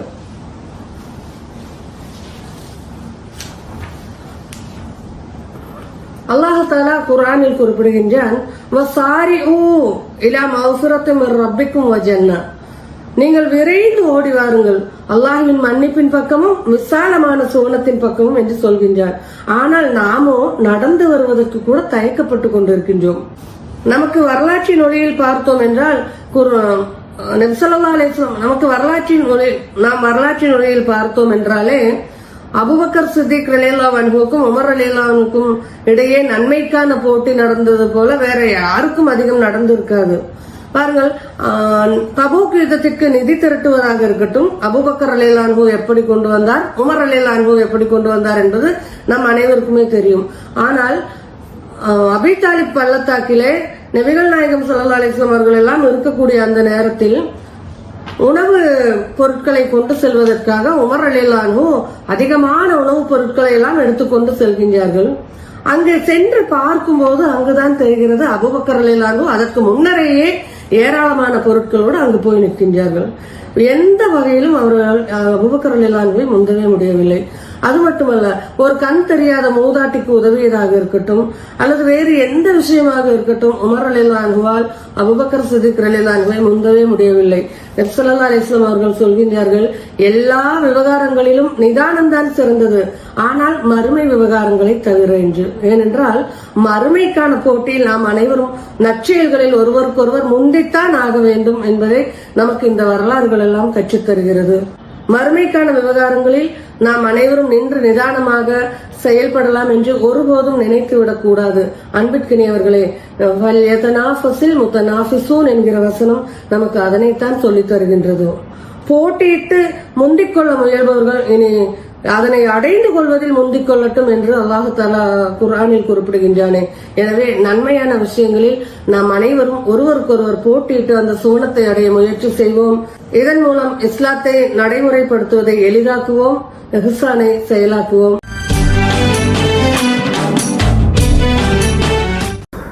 நேர்களை, இந்த ரமலான் வசனம் நிகழ்ச்சி நிறைவு பகுதிக்கு வந்திருக்கிறோம். இந்த நிகழ்ச்சியில் இடம்பெற்ற அனைத்து தகவல்களும் தங்களுக்கு பயனுள்ளதாக இருந்திருக்கும் என்று நம்புகிறோம். இந்த நிகழ்ச்சி குறித்த உங்களின் மேலான கருத்துக்களையும் விமர்சனங்களையும் இசைமுரசு ஆண்ட்ராய்டு அப்ளிகேஷன் இணைக்கப்பட்டிருக்கும் வாட்ஸ்அப் வழியாக தெரியப்படுத்துங்கள். நேர்களே, நீங்கள் கடந்த 5 ஆண்டுகளாக இசைமுரசு FM உடைய ஆண்ட்ராய்டு செயலியை பயன்படுத்துகிறீர்கள் என்றால் தற்போது ரமலானுக்கு முன்னால் அறிமுகப்படுத்தப்பட்டிருக்கும் இசைமுரசின் புதிய ஆண்ட்ராய்டு அப்ளிகேஷனை பிளே ஸ்டோரில் இசைமுரசு FM HD என குறிப்பிட்டு டவுன்லோட் செய்து கொள்ளுங்கள். புதிய வாய்ப்புகளையும் புதிய மெனுக்களையும் கொண்டிருக்கும் இந்த ஆண்ட்ராய்டு செயலின் வழியாக நீங்கள் இசைமுரசு FM இணைய வானொலியில் வழங்கப்படும் தினசரி நிகழ்ச்சி குறித்த அறிவிப்புகளை சோஷியல் மீடியாக்களின் இணைப்பு வழியாக பெற்றுக்கொள்ளலாம். அதே போன்று இசைமுரசு FM வானொலியில் ஒலிபரப்பாகும் நிகழ்ச்சிகளை ஸ்லைட் மெனுவில் இருக்கும் வீடியோ வழியாக நீங்கள் நேரடியாக பார்த்து எப்போது வேண்டுமானாலும் உங்களுடைய வசதியான நேரத்துக்கு பார்த்து பயன்பெற்றுக் கொள்ளலாம். இந்த வாய்ப்புகளை பெறுவதற்கு நீங்கள் புதிய ஆண்ட்ராய்டு அப்ளிகேஷனை இசைமுரசு FM HD என பிளே ஸ்டோரில் டவுன்லோட் செய்து கொள்ளுங்கள். இந்த நிகழ்ச்சியை கேட்டு ரசித்தவர்களுக்கும் பங்கேற்றவர்களுக்கும் நன்றி சொல்லி மீண்டும் மற்ற நிகழ்ச்சியில் சந்திக்கும் வரை சலாம் சொல்லி நிறைவு செய்கிறோம். அஸ்ஸலாமு அலைக்கும்.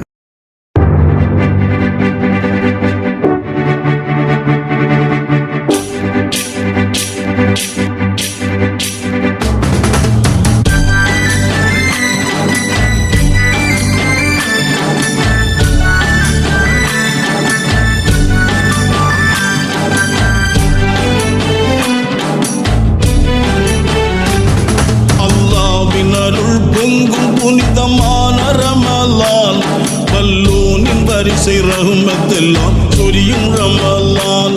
அல்லாஹ்வின் அருள் பொங்கும் புனிதமான ரமலான் வல்லோனின் வரிசை ரஹ்மத்தெல்லாம் சொரியும் ரமலான்.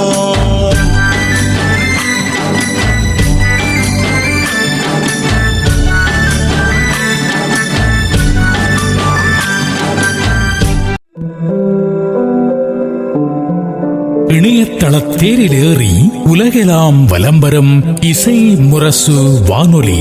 இது இதயங்களை இணைக்கும் வானொலி.